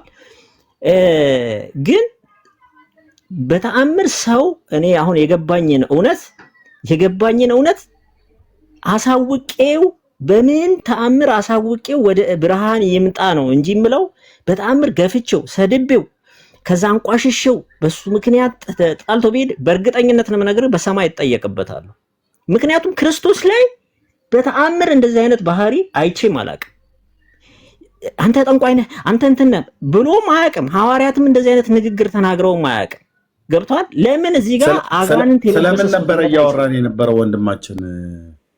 አሁን ስለተባረረው ሰውዬ ይሄን ሁሉ ተናግሬ አይ ስለ ሰውየው አይደለም ቆይ ለነገር ነው። እንደማመጥ ይኸውልህ አንተ ስታወራ ረጅም ሰዓት ስታወራ ጸጥ ያልኩ ለምንድነው ጸጥ ያልከኝ? አሁን እንደዚህ አይነት ችግር ነው ያለባችሁ። እሺ አውራ። እኔ ላወራ አይደለም ገና ጥያቄ እየጠየኩ ነው። እኔ ረጅም ሰዓት ሳወራ ሐሳቡ ላይ ነው ያወራሁት። ስትናገር የጻፍኩት ላይ ነው ያወራሁት። ያው እዚህ ካሜራ ከፍቼ ወረቀቱ ላይ የጻፍኩት ላይ ነው ያወራሁት። አንተ ግን ሐሳቡ ላይ አይደለም የምታወራው፣ ስለተባረረው ሰውዬ ነው የምታወራው። የተባረረው ሰውዬማ የመጀመሪያውን ሰጠሁትና ሚዩት አደረኩትኝ። ስዕል ሲገልጥ ሚዩት አደረኩትኝ። እንደዚህ አታድርግ አልኩት። መልሶ ሌላ ከፈተ። አይ እንግዲያው ቤቱ የጣዖት መለጣጠፊያ አይደለም ብዬ አወረርኩት። ኢየሱስም ቢሆን እንደዚህ ነው የሚያደርገው። አየህ አይደለም ኢየሱስ እንደዚህ ሊያደርግ አይችልም። ቆይ ሰማኝ። ለምን ኤርሚያስ ብትንትኑን አጥፍተዋል፣ አበለሻሽተዋል ነገሩን ሁሉ።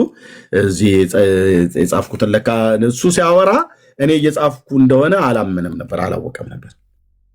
እና ማርያምን አትወዷትም ብሎ ያለ ማርያምን መውደዳችን ምክሯን ሰምተናል። አለቅ ጌታን ከወደድከው ትእዛዜን ጠብቁ ብሎ እንዳለ ማርያምን የምትወድ ከሆነ ስዕል ፊት ሄደህ ሰግር ለስዕልክ እያልክ አትንከባለል ነው እያልን ያለ ነው። ማርያምን መውደድህ ለስዕል መስገድህ አይደለም። የማርያምን መውደድ የሚያሳየው ምክሯን ስማ። ምክሯን ደግሞ ስንሰማ ልጇ ጋር እሱ የሚላችሁን አድርጉ ብላ መክራለች። ያን ምክር እኔ ገንዘብ አድርጌ እመቤቴ ወላዲቴ እያልኩ ላይ የነበረው ወደ እሱ ሄጃለሁ።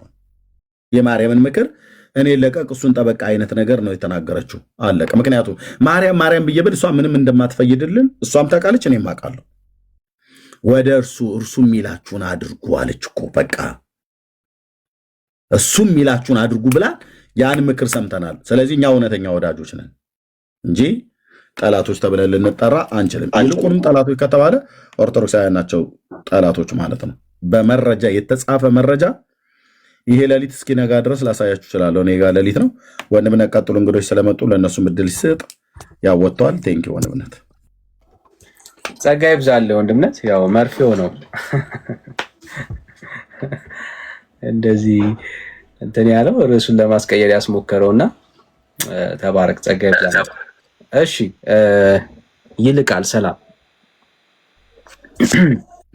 ናችሁ? አለን ይመስገን፣ እግዚአብሔር ይመስገን። ከየት ቤተ እምነት?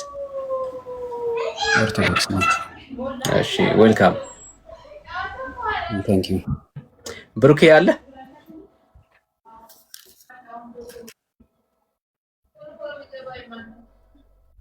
አይ ኤርሚያስን እኮ ልጠይቀው ነበር። እኔማ እየሰማው ነበረ ከቅድሙ ልጅ ጋር ያለውን ውይይት ወጣ መሰለኝ። አይ ኦርቶዶክስ ከሆንክ አንተ ራስን ችለህ ታወራለህ ብዬ አስባለሁ እኮ። አወራለሁ። አይ ኤርሚያስን ጥያቄ ልጠይቀው ነበር ነው ያልኩት። ጥያቄ ጠይቀናል እኛ ራሱ እኮ አላየኸውም? አይቼዋለሁ።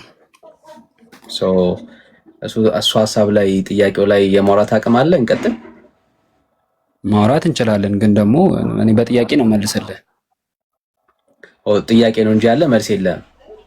ኖ ጥያቄህን አሁን ኤርሚያስ ለልጁ ምን ጠይቆታል? የማርያምን ትእዛዝ ታከብራለህ ወይ ኢየሱስን እንደምታከብረው አለው።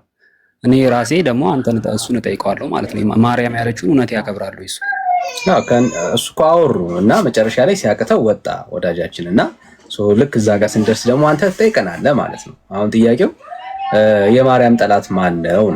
ማን ነው እሱ የማርያም ጠላት?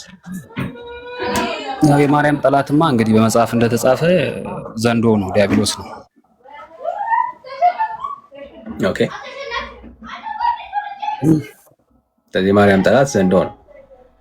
ዘንዶ ነው። ኦኬ። እናንተ ሳጠሏትም ማርያምን መጽሐፍ ቅዱስ ውስጥ ያለችውን ማርያም ኧረ እጅግ አድርገን ነው የምንወዳት። የምር ትወዳታላችሁ? አዎ በጣም። መጽሐፍ ቅዱስ ውስጥ ያለችውን ማርያም? አዎ። እሺ ለምሳሌ መጽሐፍ ቅዱስ ውስጥ ያለችው ማርያም የሰው ጸሎት የማትሰማ ማርያም ናት። እሷን ማርያም ትወዳታል? እንዴት በምን አረጋገጥ የሰው ጸሎት እንደማትሰማ? መጽሐፍ ቅዱስ ውስጥ የሰው ጸሎት የሚሰማ ፍጡር ስለሌለ እግዚአብሔር ብቻ ነው የሰው ጸሎት የሚሰማ። ኧረ ለብዙ ሰው አለ መጽሐፍ ቅዱስ። እሺ በል ማርያም የሰው ጸሎት እንደምትሰማ ማስረጃ ስጠኝ።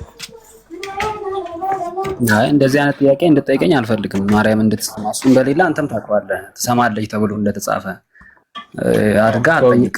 የለም በላ እኮ የለም ሲባል የለም ማለት ደግሞ አንተም አንተ አልሃለሁ እኮ። አይ ከዛ ነው እንደማትሰማ አይደለም። አይደለም እንደማትሰማ ይቅርታ፣ እንደማትሰማ ማምጣት አለብህ አንተም። ሚውቶን አሁን ለአንተ ትሰማለች ለምትለው ነገር የለም ካልከኝ በቃ የለም ማለት ለኔ መልስ ይሆናል ማለት ነው። ኦኬ ስለዚህ እንደዛ ሳይሆን አትደረባ። እሺ ይቅርታ። እኔ የሌለ ነገር በመፈለግ ጊዜ አላባክንም። ኦኬ የሌለ ነገር በጣም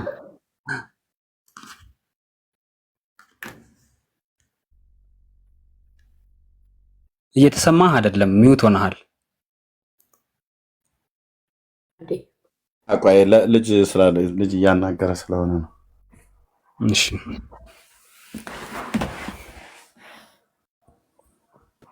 ኤርሚ ካንተ ጋር እናወራ ወይ እሱ እስከሚመጣ? ኦኬ እችላለሁ፣ ምንም ችግር የለውም።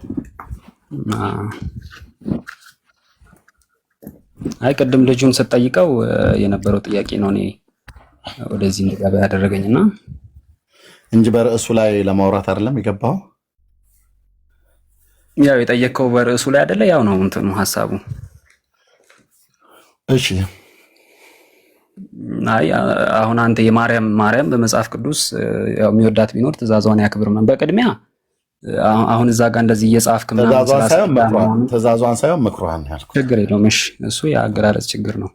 አይ አንተ አሁን እየጻፍክ ምናምን እዛ ጋር ስታስረዳ እውነትም ሰው እንዲመጣ ባታስመስል ጥሩ ነው፣ ከይቅርታ ጋር ማለት ነው። እንደዚህ ስልህ የሆነ ዓላማ እንዳለ ያስታውቃል። አሁን እየጻፍክ ሰውን እንዲህ እያስክ በነጥብ የማሸነፍና የመሸነፍ ሳይሆን አሁን ጥሩ ዓላማ ቢኖራችሁ ጥሩ ነበረ።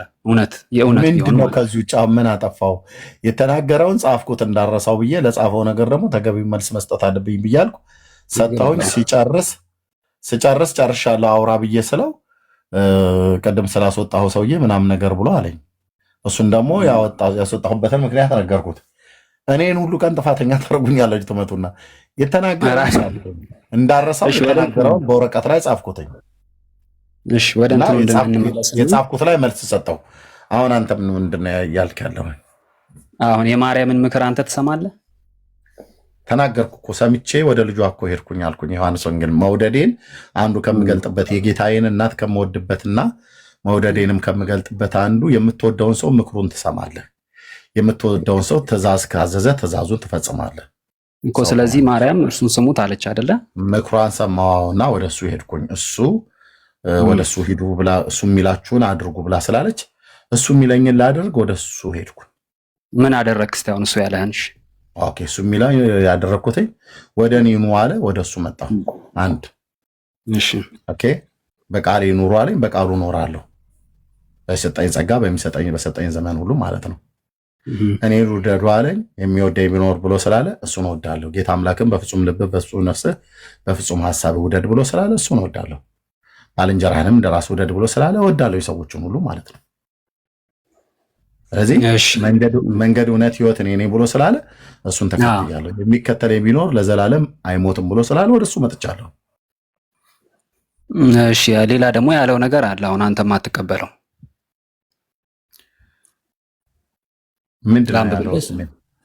አይ ጌታ የተናገረውን ግን ደግሞ አንተ ማትቀበለው ነገር አለ። እሺ አንበባው። ለምሳሌ በዮሐንስ ወንጌል ምዕራፍ 6 ላይ ጌታ የሕይወት እንጀራ እኔ ነኝ ብሎ ተናግሯል።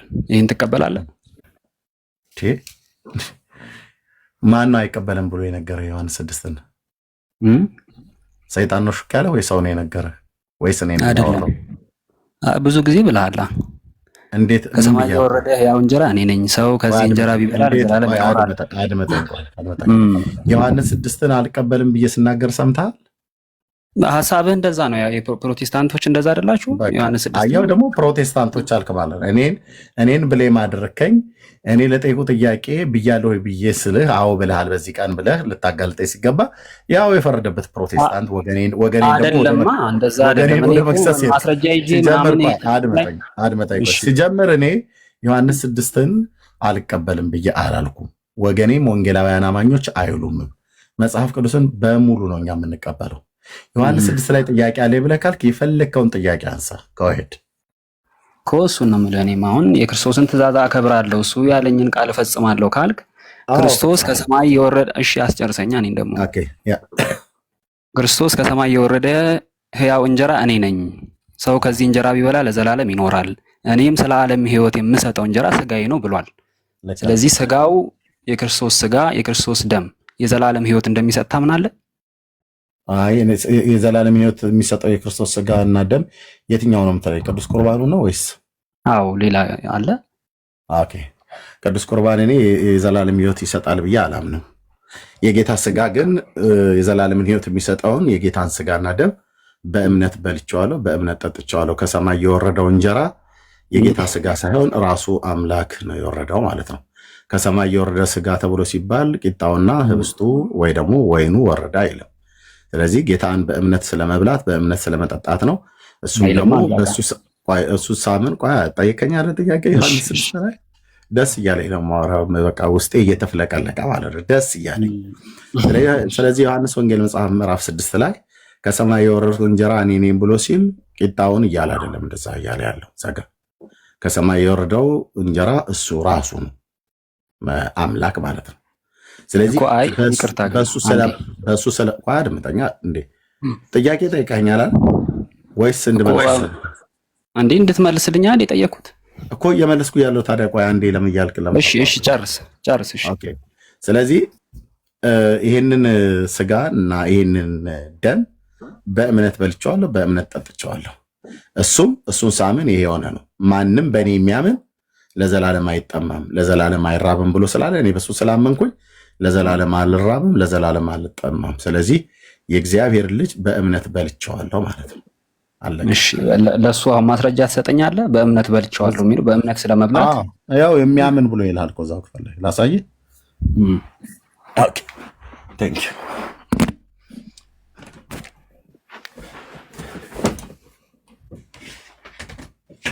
አዛሬን ቆሆነ እኔ ላንብብልህ ካሜራ ከፍቼ ነው እንጂ ቤት ልማዳችን ካሜራ ከፍተን ለህዝብ እያሳየን ነው ኦኬ ትልቁ ላይ አድርጋችሁኛል ቴንክ ዩ ወገኖች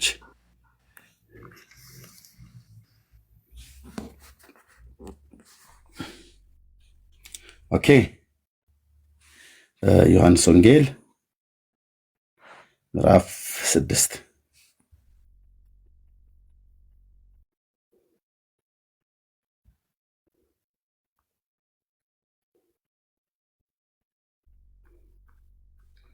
ኦኬ ከቁጥር 27 ጀምሮ እናንብበው እንደዚህ ይላል ወይስ እሱ ጋር ከ27 ጀምሮ ለሚጠፋ መብል አትስሩ እዚህ ጋር ለሚጠፋ መብል አትስሩ ነገር ግን የዘላለም ሕይወት ለሚኖር መብል የሰው ልጅም ለሚሰጣችሁ ስሩ እሱን እግዚአብሔር አብ አትሞታልና እንግዲህ የእግዚአብሔርን ስራ እንድንሰራ ምን እናድርግ አሉት እርሱም ይህ የእግዚአብሔር ስራ እርሱ በላከው እንድታምኑ ነው አለ እሱ በላከው ምን እንድትሉ ነው እንድታምኑ ነው አለ እንኪያስ አይተን እንድናምንብህ ምን ምልክት ታደርጋለህ ምንስ ትሰራለህ ካሉት በኋላ ይበሉ ዘንድ ከሰማይ እንጀራን ሰጣቸው ተብሎ እንደተጻፈ አባቶቻችን በምድረ በዳ መና በሉ አሉት ኢየሱስም አላቸው እውነት እውነት እላችኋለሁ እውነተኛ እንጀራ ከሰማይ የሰጣችሁ አባቴ እንጂ ከሰማይ እንጀራን የሰጣችሁ ሙሴ አይደለም ካላቸው በኋላ የእግዚአብሔር እንጀራ ከሰማይ የሚወርድ የዘላለምን ሕይወት የሚሰጥ ነውና አለ ዋው የጌታ ቃል ሁሌ ዋው ነው ሁሉም ማለት ነው የእግዚአብሔር እንጀራ ከሰማይ የሚወርድ የዘላለም ሕይወት የሚሰጥ እሱ ነው አለ። ኦኬ። ስለዚህ ጌታ ሆይ ይህንን እንጀራ ዘወትር ስጠን አሉት። ኢየሱስም እንዲህ አላቸው፣ እኔ የሕይወት እንጀራ ነኝ። እዚህ ጋር ብራዘር፣ ኢየሱስም እንዲህ አላቸው፣ የሕይወት እንጀራ እኔ ነኝ። ወደ እኔ የሚመጣ ከቶ አይራብም። ወደ እኔ የሚመጣ ከቶ አይራብም፣ በእኔም የሚያምን ሁልጊዜ ከቶ አይጠማም አለ። ኦኬ። ወደ እኔ የሚመጣ ብሎ የሚለው ጌታ ወደ እሱ የምትመጣው በምንድን ነው? በእምነት በኩል ነው። ስለዚህም በእኔ የሚያምን ማለቱ ነው። ወደ እሱ መምጣት በእሱ ማመን ማለት ነው። ስለዚህ ወደ እኔ የሚመጣ ከቶ አይራብም። እንዳትራብ ከፈለግ ወደ እሱ መምጣት ነው። ወደ እሱ ስመጣ እሱን ከመብላት የተነሳ በእምነት ማለት ነው፣ ስለምታምንበት ይህንን የሕይወት እንጀራ ከእምነት የተነሳ በእግዚአብሔር ልጅ ላይ ባለህ እምነት ስታምን እንዳትራብ፣ ስታምን እንዳትጠማ ያደርጋል ማለት ነው። ይህ ዘላለም ሕይወት የሚሰጠው ማለት ነው እንጂ በአፍህ አስገብተህ በጥርስህ ስለምታኝከው ህብስትና ወይን አይደለም የዘላለም ሕይወት። እሺ ጨርሰው አንባቡን ዝቅ በልና እስከ 47 ጀምሮ ያለ ደስ እያለ ነገር ግን አይታችሁ እንዳላመናችሁ አልኋችሁ። አብ የሰጠኝ ሁሉ ወደ እኔ ይመጣል። 47 እሺ፣ ቁጥር 47 እሺ፣ ኦኬ፣ ቁጥር 47 እውነት እውነት እላችኋለሁ በእኔ የሚያምን የዘላለም ሕይወት አለው ይላል። ልክ እኮ ነው፣ ቅድም ያልኩ ማለት ነው። እሺ፣ በቃ በእሱ የሚያምን እንጂ ቂጣና ወይን ጨርሰዋለሁ። ይኸው እዚህ ጋር ያልኩ በእኔ የሚያምን ሁልጊዜ ከቶ አይጠማም፣ ከቶ አይራብም። በምን? በእኔ የሚያምን አለ። ስለዚህ በእሱ ስታምን አትራብም፣ በእሱ ስታምን አትጠማም። ስለዚህ እሱን በእምነት ስለበላኸው ነው የማትራበው፣ እሱን በእምነት ስለጠጣኸው ነው የማትጠማው። ከዚህ የተነሳ በእምነት የበሉትና በእምነት የጠጡቱ እውነት እውነት እላችኋለሁ በእኔ የሚያምን የዘላለም ሕይወት አለው ይላል። ኦኬ። ከዛስ የሕይወት እንጀራ እኔ ነኝ። አባቶቻችሁ በምድረ በዳ መናን በሉ ሞቱም፣ ሰው ከእርሱ በልቶ እንዳይሞት ከሰማይ የወረደ እንጀራ ይህ ነው ይላል። ማነው ከሰማይ የወረደው? ህብስቱና ወይኑ አይደለም፣ የእግዚአብሔር ልጅ እንጂ።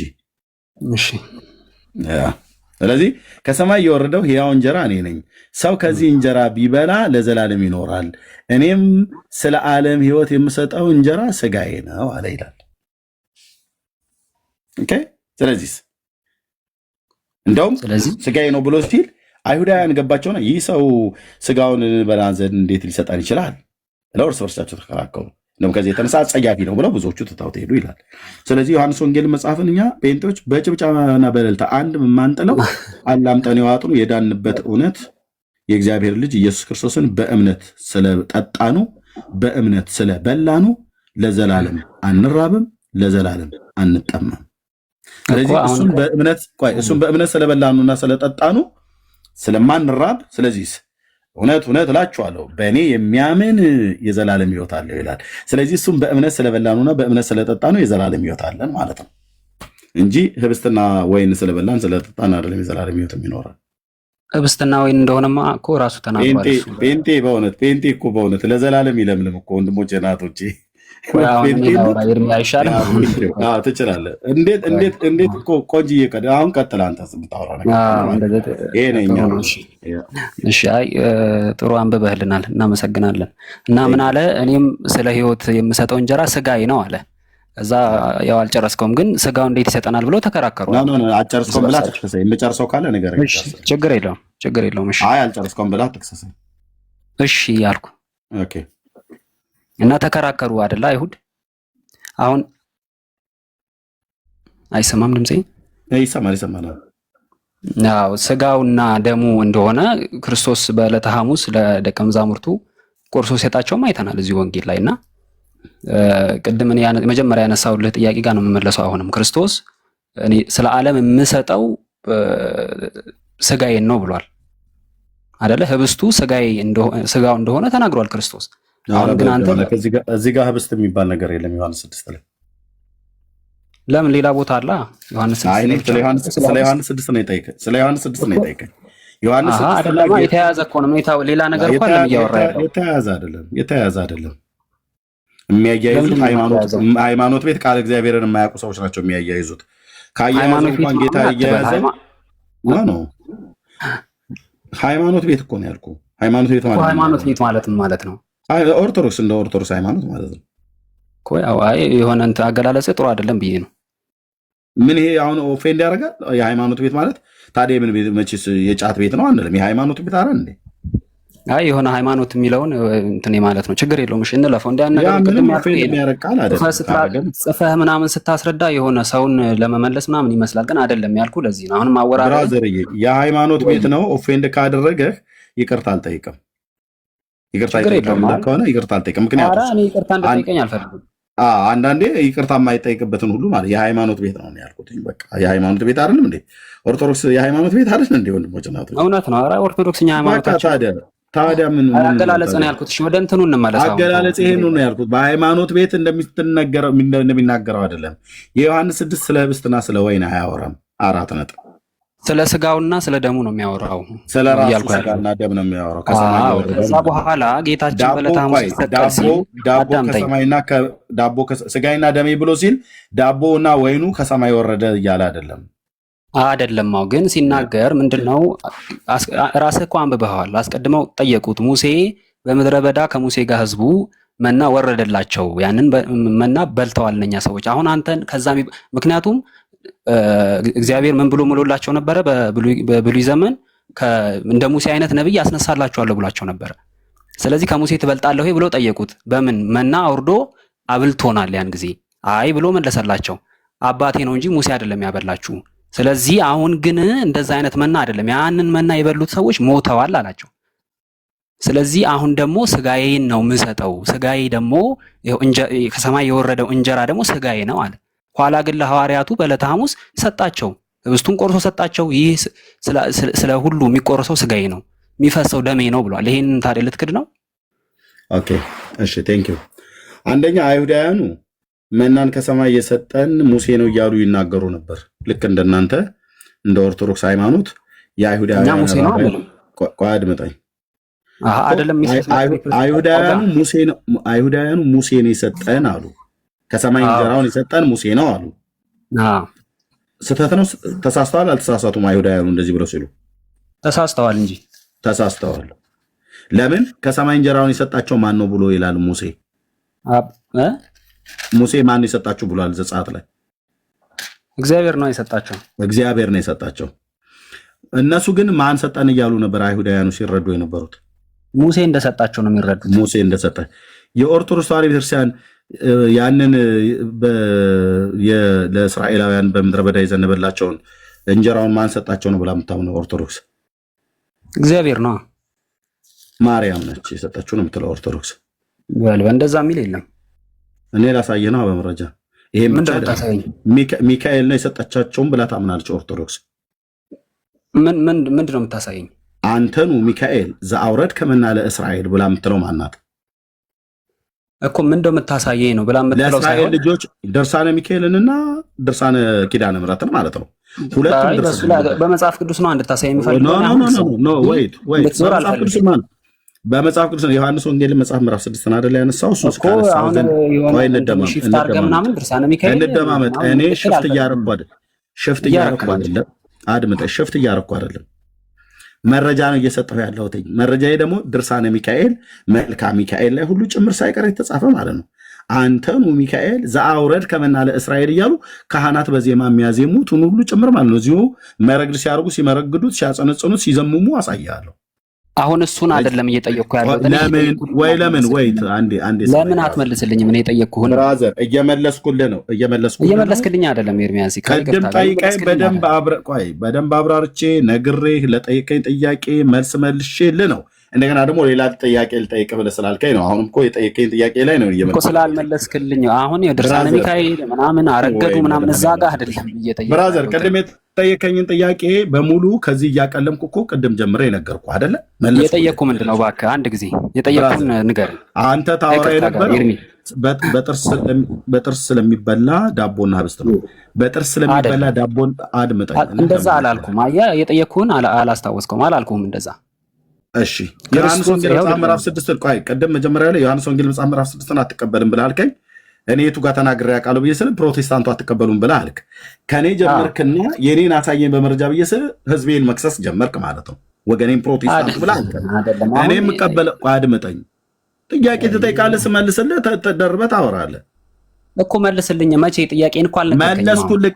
ቅድም መለስኩልህ። ኢየሱስን በእምነት ስለመብላት ነው ብዬ የዮሐንስ ወንጌል መጽሐፍ ምዕራፍ 6ን ጠቅሼ አትቀበለውም ብለህ በሐሰት የከሰስከኝን ህዝቤንም በሐሰት የከሰስክበትን ጥቅስ አውጥቼ እኛ መጽሐፍ ቅዱስን የማንቀበልበት አንዳችን ምክንያት የለም ብዬ ይኸው እያቀለምኩ መለስኩልህ።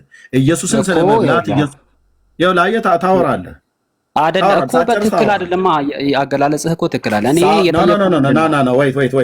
ወይት ሚዩት አድርጌያለሁ። እኔ ሚዩት ያደረኩት ቴንኪው።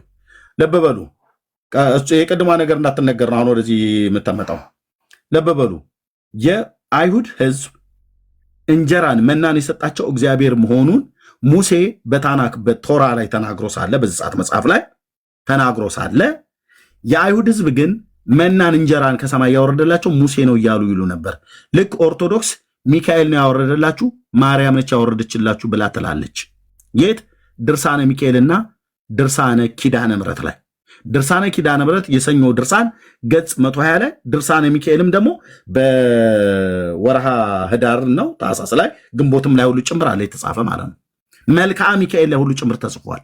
መልክዓ ሚካኤልም አለኝ፣ ድርሳነ ሚካኤልም አለኝ። አንተኑ ሚካኤል ዘአውረድከ መና ለእስራኤል እያለች በመጽሐፈ ዚቆ መዝሙር ላይ ሁሉ ጭምር ጽፋለች። ይኸው መጽሐፈ ዚቆ መዝሙር አለኝ። መዝሙሩን እኔ ዘምርለታለሁ ከፈለገ የጠየቅኩህን አትመልስልኝም። ይቅርታ የጠየቅኩህን ለምን አትመልስልኝም? ብራዘር እየመለስኩልን ነው። ይሄንን እዚህ ጋር ስናገር አንተ የመለስኩልን ጥያቄ መልሰህ ትጠይቀኛለህ። የመለስኩልን ጥያቄ ክርስቶስ ስጋዬ ነው ደሜ ነው ያለው ነው። ይሄንን የጠየቅኩህ አንተ ቆይ ሙሴ ያላወረደውን መና ህዝቡን አሳስተው አይሁዳውያኑ አሳስቷቸዋል። እግዚአብሔር ነበር ያወረደው፣ እነሱ ግን ሙሴ ነው ያወረደው ብለው ይላሉ ብለህ እንዳልከኝ ሁሉ ኦርቶዶክስ አሳስታችኋለች እኮ። ማርያም ነች ያወረደችው መናውን ብላለች። እኔ አላልኩማ ማርያም ነች ያወረደችው ኦርቶዶክስ። አንተ አልክም፣ እኔ እኮ ነው የምልህ በመጽሐፍ። ስለዚህ ከኔ ጋር ነው። እኔ እኮ ኦርቶዶክስን አልወክልም። ኦርቶዶክስ አሳስታችኋለች ያለ ነው። ይኸውልህ አይሁዳውያኑ እግዚአብሔር መናውን አውርዶ ሳለ ሙሴ ነው ያወረደው እያሉ ህዝቡ እንዳሳቱት አንተም እግዚአብሔር መናውን አውርዶ ሳለ ማርያም ነች መናውን ያወረደችው ብላ ድርሳነ ኪዳነ ምሕረት የሰኞ ድርሳን ገጽ 120 ላይ እንደዚሁም ድርሳነ ሚካኤል ላይ ሁሉ ጭምር እንደዚሁም በመልክዓ ሚካኤል ላይ ሁሉ ጭምር እንደዚሁም በመጽሐፈ ዚቆ መዝሙር የቅዱስ ያሬድ መጽሐፍት ላይ ሁሉ ጭምር አንተኑ ሚካኤል ዘአውረድከ መና ለእስራኤል እያለች ሚካኤል መናን አውርዶ አበላ ብላ ለህዝብ ታሳስታለች ኦርቶዶክስ። ስለዚህ ይሄ ነው መልሱ። አይ እግረ መንገድ ጨርስልህ ብዬ ነው እንጂ እኔ መንገዱ ሌላ ብዙ ጥያቄ ስላለኝ ይሄን መልስልኝ። እሺ አሁንም ሚዩት አድርገው ለህዝቡ ከእንደገና ተናግሬ ነው እንትን ከዚህ በኋላ እንዳትከፍት እኔ ክፈት ብዬ ሳልልህ ቴንኪው ገብቶኛል። እንደ ጥቁር እባብ አናታችሁ የምትቀጠቀጡበት የውሸት ጉድ ሲወጣ መጮህ ትጀምራለህ። ቅድም ዮሐንስ 6 ላይ አጥርቼ ነው የነገርኩህ። አሁንም ያልጨረስከው ነገር ካለ ጠይቀኝ እጨርስልሃለሁ። ግን የዮሐንስ ወንጌል መጽሐፍ ምዕራፍ 6ን ስታነሳ ኢየሱስን ይበሉ ዘንድ መና ከሰማይ ሰጣቸው ተብሎ ተጽፏልና አንተ ምን ምልክት ልታረግ ትችላለህ ብለው ጠየቁት አይሁዳውያን ወገኖቹ። እና ይበሉ ዘንድ መናን ከሰማይ ሰጣቸው ተብሎ ተጽፏል፣ ሙሴ መና ሰጥቷቸዋል ብሎ ሲል የለም ሙሴ አይደለም የሰጣቸው አባቴን የሰጣቸው አላቸው።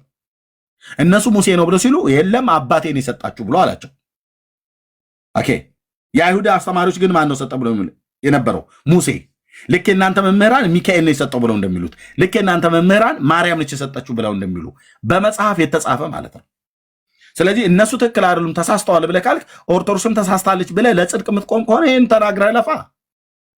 አሁን መጽሐፉን ድርሳነ ሚካኤልና ድርሳነ ኪዳነ ምሕረትን መጽሐፈ ዚቆ መዝሙርን ባመጣ ትወጣለህ። ለምን ሄዳችሁ ተንደርድራችሁ ገድላ ድርሳናት ውስጥ ትደበቃላችሁ ብላችሁ ትላናላችሁ። እኛ ፊት ልቆሙበት አትችሉም። ገድላ ድርሳናት ምን ብሎ ነው የሚደበቀው? እኔ እግዚአብሔር ቃል ላይ ነው ያለሁት። ግን ታሪኩ ተመሳሳይ ስለሆነ እነሱ ህዝብን ያሳቱት ሙሴ ነው ብለው እንዳሉ ሁሉ የአንተን ቤተክርስቲያን ማርያምና ሚካኤል ናቸው መና አውርደው ያበሉት ብላ ትላለች። ድብን ያለ ስህተት ነው። ንስሐ ነው መግባት ያለባቸው ነው እያልኩ ያለሁት። የዮሐንስ 6 ላይ ግን ቅድም የጠየቀውን ጥያቄ መልሼልሃለሁ። ስለሱ ስጋ መብላትና ስለመጠጣት ከሆነ እሱም በእምነት ስለመብላትና በእምነት ስለመጠጣት ነው። በእምነት ብሎ የሚለውን ቃል ኬታ መጣ ብለህ ካልከኝ ይሄው እንደዚህ ይላል። ኢየሱስም እንዲህ አላቸው፣ የህይወት እንጀራ እኔ ነኝ፣ ወደ እኔ የሚመጣው ከቶ አይራብም አለ። ወደ ኢየሱስ ሰው የሚመጣው በምን በኩል ነው? በእምነት። ስለዚህ በእኔ የሚያምን ሁልጊዜ ከቶ አይጠማም አለ። አየህ፣ በሱ ስታምን ከቶ አትጠማም፣ በሱ ስታምን ከቶ አትራብም። በሱ ስታምን መምጫውን መንገድ ወደ ጌታ መምጫውም ወደ እኔ የሚመጣ ከቶ አይራብም ብሎ ያለው መምጫውን መንገድ ወደ ጌታ እሱን በማመን ነው ማለት ነው። ስለዚህ በሱ በማመንህ ከቶ አትራብም፣ በሱ በማመንህ ከቶ አትጠማም። ከዚህ የተነሳ በእምነት በልተዋል፣ በእምነት ጠጥተዋል ማለት ነው። ከዚህ የተነሳ ቁጥር 47 ላይ እውነት እውነት እላችኋለሁ በእኔ የሚያምን የዘላለም ሕይወት አለው ይላል። አየህ፣ ኢየሱስን በእምነት መብላትና በእምነት መጠጣት ነው የዘላለምን ሕይወት የሚያሰጠው እንጂ ስለሚበላ በጥርሳችን ስለምናኝከው ስለ ጵርስፎራ ወይ ደግሞ በቤተልሔም እኔ በኦርቶዶክስ ቤተክርስቲያን ዲያቆን ስለነበርኩ ዲያቆን አዲስም እዚህ ያለ በእጃችን ስለምንጋግረው በቤተልሔም ውስጥ ስላለ ጵርስፎራ አይደለም የሚያወራው። እሱን የሚያወራው በሌሎች ተመሳሳይ ወንጌላት ማቴዎስ፣ ማርቆስ፣ ሉቃስ ላይ ተጽፎላል ማለት ነው። ያኛው ህብስት ይሄ አይደለም። ይሄ ስለ ህብስት አይደለም የሚያወራው፣ ስለ ወይን አይደለም ይሄ የሚያወራው። ይሄ ስለ ሊትራሊ ስለሆነ ስለ አምላክ ልጅ ስለ ኢየሱስ ክርስቶስ ከሰማይ ስለወረደው ነው የሚያወራው ነው እያልኩ ያለሁት። ጨርሻለሁ። ስለሰማኝ ቴንኪው። መቀጠል እችላለሁ። አይ እንደዚህ ግን የሆነ አምባገነን ባትሆን ጥሩ ነው። ከይቅርታ ጋር ለቃላ ማለት ነው። አልሆንኩም። አይ እንደው ታግሼ ጥያቄ እንድትመልስልኝ የሰማሁት እንጂ የተናገርከው ነገር እንትን ሳቢ ሆኖ አይደለም የሰማሁት። እና ምንድነው አሁንም መልሼ ነው የምጠይቀህ፣ ጌታ ስጋዬ ብሎ ሲናገር ምንድነው እየተናገረ ያለው? መልሼ እላለሁ። እኔ ደግሞ መልሼ አልመልስልህም። ሁለት ጊዜ ነግሬሃለሁ። በቃ አልመለስክም። ይኸው እሱ መብት ነው። አሁን ራሱ እንኳን መልሼለት ውሃ እንኳን ሳልጠጣ መልሶ ይጠይቀኛል ሶስተኛ ጊዜ። አልመለስክም። በእኔ ስለማመን ነው አለ እኮ። በእኔ የሚያምን ከቶ አይራብም፣ ወደ እኔ የሚመጣው ከቶ አይራብም ማለት እሱ ብሏል። በእኔ የሚያምን ከቶ አይራብም ማለት ተናገረ። ስጋ ከሰማይ የወረደው እንጀራ አንተው ጠይቀህ አንተው ትመልሳለህ። ለሶስተኛ ጊዜ እንኳን ልረዳ ብዬ ማለት ነው። አይደለም አልመልስም አልከኝ እኮ። አንተው ቀዳሽ፣ አንተው ተኳሽ ሆንክ እኮ ብራዘር። ካልመለስኩልህ በቃ ሌላ ሰው ይመልስልህ። እኔ ግን ለሶስተኛ ጊዜ እንኳን ልርዳ ብዬ ማለት ነው። ኢየሱስ ክርስቶስን በእምነት ስለመብላትና በእምነት ስለመጠጣት ነው የሚናገረው እንጂ አንተ በጥርስ የምታኝከው ዳቦ በአፍህ ስለምጠጣው የወይን ጭማቂ የዮሐንስ 6 አንድም አይናገርም። 4 ነጥብ በ12 ቁጥር ምስማር መታወልህ የለም። እሱን ወይኑንና ህብስቱን የሚያወራው ማቴዎስ፣ ማርቆስና ሉቃስ ተመሳሳይ ወንጌላት ላይ ብቻ ነው እሱን የምታገኘው። እሺ አንድ የመጨረሻ ልጠይቅ። ጌታ ስጋዬ ብሎ ሲናገር ስለምኑ ነው እያወራ ያለው? ስለ ራሱ ነው። ስለዚህ ራሱን የበሉት? አዎ ራሱን ነው። በእምነት እኮ የበላኑ እኮ እያልኩ ነው። ኦኬ፣ በእምነት መብላት ማለት ምን ማለት ነው? በሱ ማመን ማለት ነው። በሱ ማመን ማለት ነው። ቴንክ ዩ ሎርድ። በሱ ማመን ማለት ነው። ያው ቁጥር 27 እያሳየው ቁጥር 47 እያሳየው በሱ ማመን ማለት ነው። አየህ፣ በሱ ስታምን አትራብም። በእኔ የሚያምን አይራብም እኮ አለ። በእኔ የሚያምን አይጠማም አለ። ስታምንበት ነው የማትራበው፣ ስታምንበት ነው የማትጠማው። ስለዚህ ስታምንበት ካልተራብክ ወይ ስታምንበት ካልተራብክ፣ ስታምንበት ካልተጠማህ በእምነት ስለበላሁ ነው ማለት ነው። ፋክት አለቀ። አይ መመለስ ስላልፈለግክ ነው በእርግጠኝነት። በቃ ቴንክ ዩ ብራዘርዬ። ዳንኤ ካኑማ መመለስ ብራዘር። በቃ እንደ አስነጥሶ የሚያስወጣ መልስ ነው እንጂ እንደውም ወንድም። ኧረ ለምን ደግሞ ወጣው? አትወጣ። ለምን ትወጣለህ? አስነጥሶ የሚያስወጣ መልስ ነው መለስኩልህ። አይደለም አልመለስክም። ዓመት ሙሉ ይህን ጥያቄ አንተ አሁን 4 ጊዜ ጠየቅከኝ። አንዱን ጥያቄ የመጀመሪያው ላይ ተናግሮ ከሆነ ሁለተኛው ላይ አስተዋለሁ ብለህ ነው። ይሄንን ደጋግመህ ሚሊዮን ጊዜ በነገራችን ላይ አንድ ጊዜ እኔ ለተንኮል አይደለም። ለምን እንደሆነ ሳውራ አደረብ ከዛ ታወራለህ። 4 ጊዜ ጠየቀኝ። ቆይ አድምጠኝ። 4 ጊዜ ጠየቀኝ ሳይገባህ ቀርቶ አይደለም። ምንድነው ከመጀመሪያው ጥያቄና ከሁለተኛው ጥያቄ ላይ ከሶስተኛው ጥያቄ ላይ ከአራተኛው ጥያቄ ላይ እስኪ እንግዲህ የሆነ ነገር የሚለው ነገር እስኪ ምናምን ነገር ብለህ ይሄን ሚሊዮን ጊዜ ጠይቀኝ። ለምን ታወራለህ ብራዘር? ልጨርስ። ለምን ታወራለህ? በጌታ የማይሆን ነገር ነው እያወራ ያለው እኮ ትክክል ያለው። በቃ 4 ጊዜ ጠየቀኝ። ክርስቶስን በእምነት ስለመብላትና በእምነት ስለመጠጣት ነው ዮሐንስ ወንጌል መጽሐፍ ምዕራፍ 6 የሚናገረው እንጂ ስለ ጵርስፎራ ስለ ህብስቱ እና ስለ ወይን ጭማቂው አይደለም የሚናገረው። 4 ነጥብ። ክርስቶስን ቆይ ልጨርስ። ክርስቶስን በእምነት ስታምነው አትራብም፣ በእምነት ስታምነው አትጠማም ማለት የእግዚአብሔር ልጅ በእምነት ትበላለህ፣ በእምነት ትጠጣዋለህ ማለት ነው። ራሱ የህይወት እንጀራ እኔ ነኝ፣ የህይወት ውሃ እኔ ነኝ፣ ወደ እኔ የሚመጣ ከቶ አይጠማም፣ ወደ እኔ የሚመጣ ከቶ አይራብም ብሎ ያለው ምን ሊሰጠን ነው? እሱ ጋር ስንሄድ ምን ሊሰጠን ነው? በዮሐንስ 6 መሰረት በዮሐንስ 6 መሰረት እሱ ጋር ስትሄድ ምን ሊሰጠን ነው? ያኔ ገና ያ በተመሳሳይ ወንጌላት ላይ ያለ ህብስቱ እዛ የፋሲካ ቂጣ የሚበሉት መራራ ቅጠል ጋራ የሚበሉት ቂጣ አይደለም እዛ ጋር የነበረው። ይሄን እኮ ያስተማረው ለአይሁዳውያን እኮ ነው፣ ለደቀ መዛሙርቱ አይደለም እኮ ይሄን ያስተማረው። ለአይሁድ ሊከተሉ ስለነበር ለደቀ መዛሙርቱ ቢሆንም ግን ሊከተሉት የነበሩ ሰዎች የሚያስጨንቅ ንግግር ነው ብለው ነው ትተውት ሄዱት። ይከራከሩት የነበረው አድምጠኝ ፕሊዝ። ይከራከሩት የነበረው እኮ ይበሉ ዘንድ መና ሰጣቸው ብሎ እኮ ያሉት አይሁዳውያን ወገኖቹ ናቸው፣ በስጋ አይሁዳውያን የሆኑ ማለት ነው።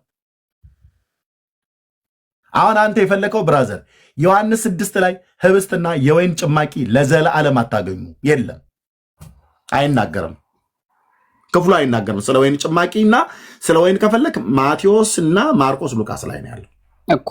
አሁን ማቴዎስ 26 ላይ ያለውና እዚህ ጋር ያለው ጌታ ስጋዬ ብሎ ሲናገር አንድ አይደለም ነው እያልከኝ ያለው? አንድ መሆኑ አንድ ከሆነ ያ ማቴዎስ ላይ ስጋዬ ብሎ ያለው ምኑን ነው? ህብስቱን ሰጠና ይህ ስጋዬ ነው አላቸው። ምን ትለው? ህብስቱን አይደል? ህብስቱን ጌታ ሁለት ስጋ አለው። ህብስቱን መቼ ነው የሰጣቸው? ቆይ ለደቀ መዛሙርቱ መቼ ነው ማለት መቼ ነው የሰጣቸው ለደቀ መዛሙርቱ? ቆርሶ ሊሰቀል ሲል ሐሙስ ማታ። ኦኬ። የጌታ ስጋ መቼ ነው የተሰቀለው? አርብ። ደሞ የፈሰሰው መቼ ነው? አርብ ነው። ስጋው የተቆረሰው መቼ ነው? አርብ ነው። ህብስቱን የሰጣቸው መቼ ነው? ሐሙስ። ወይኑን የሰጣቸው መቼ ነው? ሐሙስ። እውነተኛ ደሙና እውነተኛው ስጋው ግን የተቆረሰው አርብን ነው፣ የፈሰሰው አርብ ነው። የሰጣቸው አድመጠኝ። እውነተኛ ደሙ የፈሰሰው መቼ ነው? ደሙና ስጋ የፈሰሰው የተቆረሰው መቼ ነው? አርብ ነው። ህብስቱና ወይኑን የፋሲካውን መራራ ቅጠል ጋር የሚበሉትን የአይሁድን ቂጣ የሰጣቸው መቼ ነው? ሐሙስ ነው አይደል? አዎ። ደቀ መዛሙርቱ ያንን መራራ ቅጠል ጋር የሚበሉትን የአይሁድን ቂጣ ስለበሉ ነው የዘላለም ሕይወት ያገኙት ወይስ በስሙ ስላመኑ ነው የዘላለም ሕይወት ያገኙት? ደቀ መዛሙርቱማ በስሙ አምነው ነው የዘላለም ሕይወት ያገኙት። ግን እንጀራውን ክርስቶስ ሲሰጥ ይህ ስጋዬ ነው አላቸው።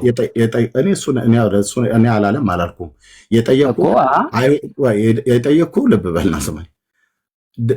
ደቀ መዛሙርቱ ሐዋርያቱ ያንን የጸሎተ ሐሙስ ዕለት በዛ ስሙ ባልተጠቀሰ አይሁዳዊ ቤት ፋሲካን ይበላ ዘንድ ሲያሰናዱለት የፋሲካን ራት ነው አይደል የበላው?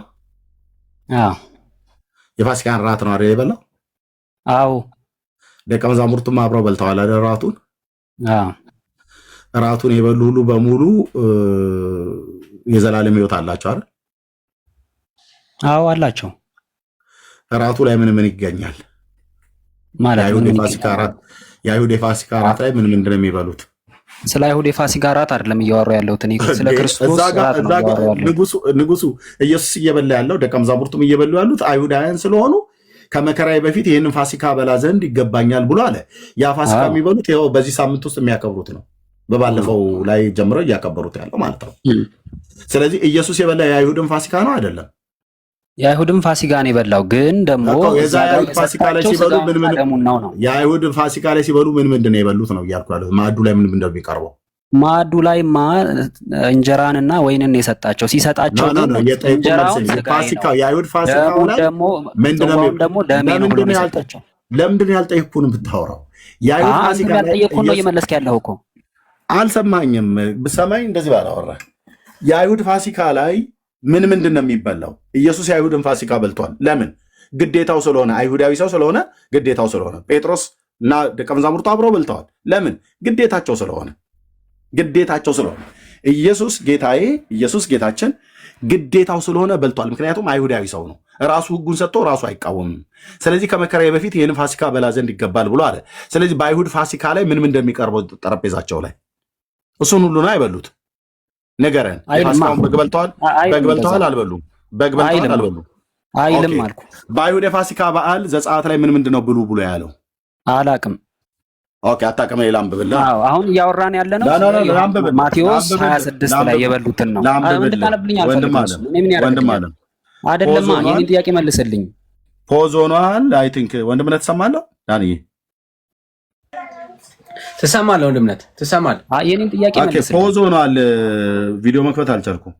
ኧረ ዝጋውና ሲከፈት ቆይ በትልቁ ድጋሚ ላድርግ። እስኪ ሞክረው ነው ወንድምነት። ምን ይወድ ተነሳሽ? ይሄን ባዶ ልብላ። እሺ ትችያለሽ። አይቻልም እንዴ? አይቻልም ማሚ።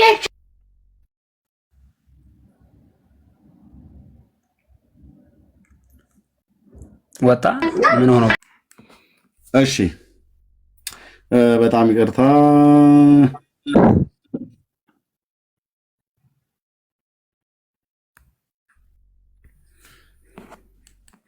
ኦኬ የአይሁድ የፋሲካ በዓል እኔ አላቅም ነው ብለህ ያልከው እኮ አሁን እኮ እሱን ልታሳየኝ አይደለም። እኔ ወዳጄ ስለዚህ የመመለስ ፍላጎት የለህም ማለት ነው። ኦኬ ለምንድን ነው የማሰማው ብራዘር?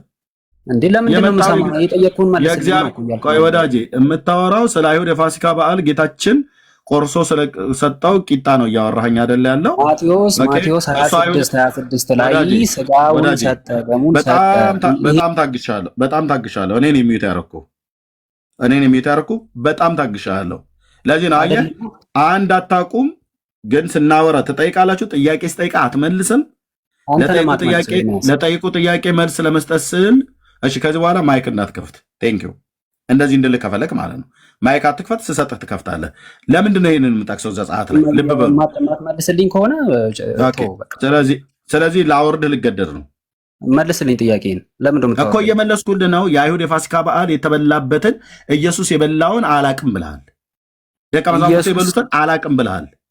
ይኸው 26 ኢየሱስና ደቀ መዛሙርቱ የበሉበትን አላቅም ብልሃል። መጽሐፍ የከፈትኩት እኔ እንዳንተ በባዶ እጄ ዝም ብዬ መሀይም ኦርቶዶክሳዊ አይደለሁም። እኔ ፔንቴ ነኝ። የእግዚአብሔርን ቃል አውጥቼ ነው ማንብልህ። ብለህ ስማ። ስለዚህ ታች ውረድ። በቃ ጋው ሄደና የደብተራ ቅርሻት እዛ አውራ ማለት ነው። ኦኬ ዘጸአት መጽሐፍ ምዕራፍ 12 ላይ ኢየሱስ የበላው የአይሁድን የፋሲካ በዓል ነው። ኦኬ እዛ የሚበላውን ነገር ሁሉ በሙሉ ኢየሱስ በልቷል፣ ደቀ መዛሙርቱም በልተዋል። ከመከራዬ በፊት ይህንን ፋሲካ እበላ ዘንድ ይገባ ነበር ብሎ ያለው እዛ የቀረበላቸው ነገር በሙሉ ቂጣና ወይን ብቻ አይደለም የቀረበላቸው። እዛ አጠቃላይ ማዕዱ በሙሉ ነው የሚቀርበው።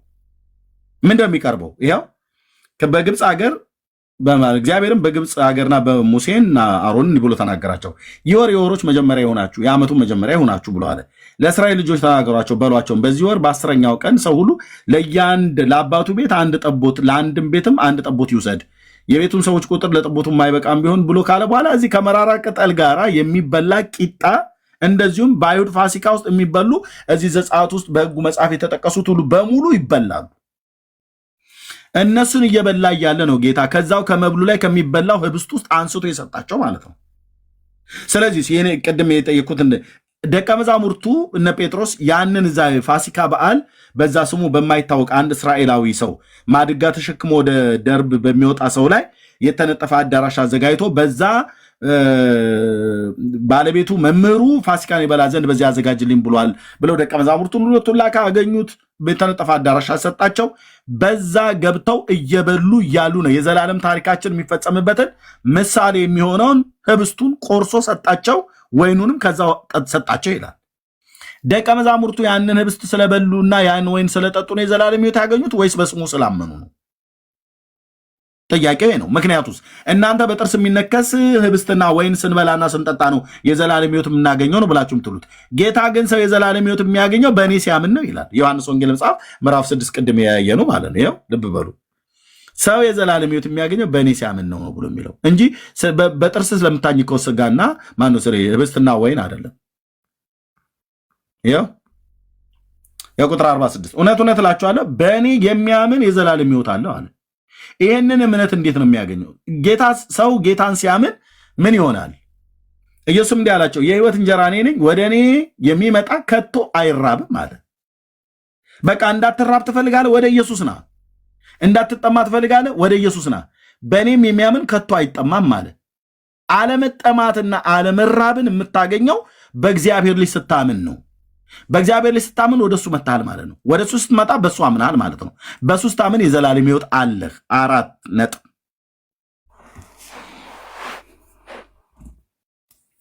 የገባን እውነት ይሄ ነው። እንግዲህ ወንድሞች እናቶች፣ ዮሐንስ ወንጌል መጽሐፍ ምዕራፍ 6 ስለ ወይንና ስለ ህብስት አያወራም።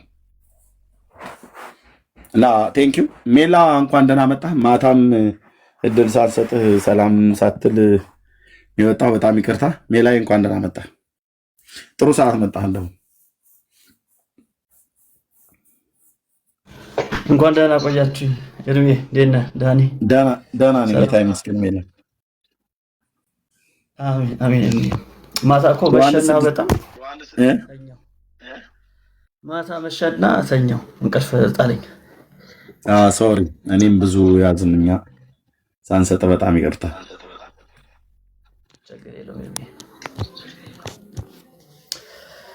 ዋናው ሀሳቡ መተላለፉ ነው። ዳኒ እንዴት ነህ? እንደማረብህ አለ ሜላችን ሁሉ ሰላም አለ ወይ? እንዴት ነህ? አለን ይመስገን። ዮሐንስ ወንጌል ምዕራፍ 6 ሜላ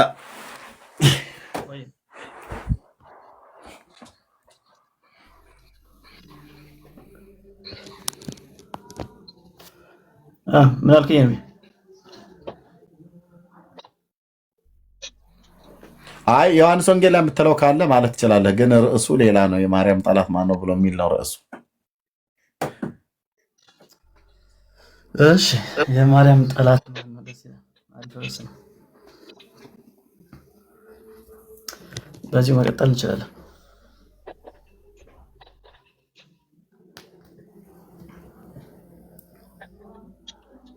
እሺ የአቡኬት ቤተ እምነት ነህ?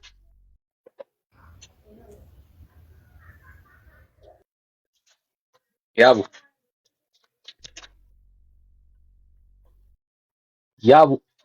እሺ ኪንግ ኦርቶዶክስ ነኝ። እሺ እንኳን ደህና መጣ።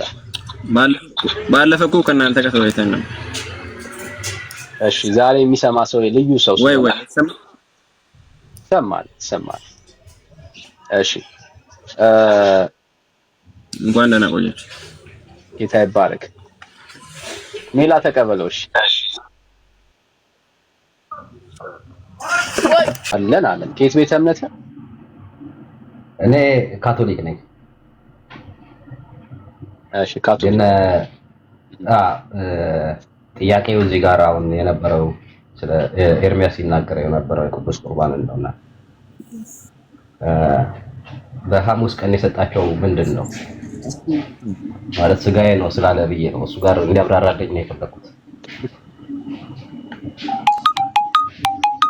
እሺ ያው ሚውት ታረጋል። ቴንክ ዩ። እሺ ወንድምነት ማይክ ከፈት። እሺ በቃ ግልጽ እኮ ነው መጽሐፉ የሚናገር ብራዘር። የዮሐንስ ወንጌል መጽሐፍ ምዕራፍ 6 ላይ የተናገረው እናንተ ህብስት ነው ብላችሁ ትላላችሁ፣ ህብስት አይደለም ነው ብለን ነው። ግን ጸሎተ ሐሙስ ላይ ምንድነው የሰጣቸው? የአይሁድን ፋሲካ እየበላ እያለ ከዛ ከሚበላው ማዕድ ላይ ያለው ከመራራ ቅጠል ጋር የሚበሉትን ቂጣ ነው አንስቶ የሰጣቸው።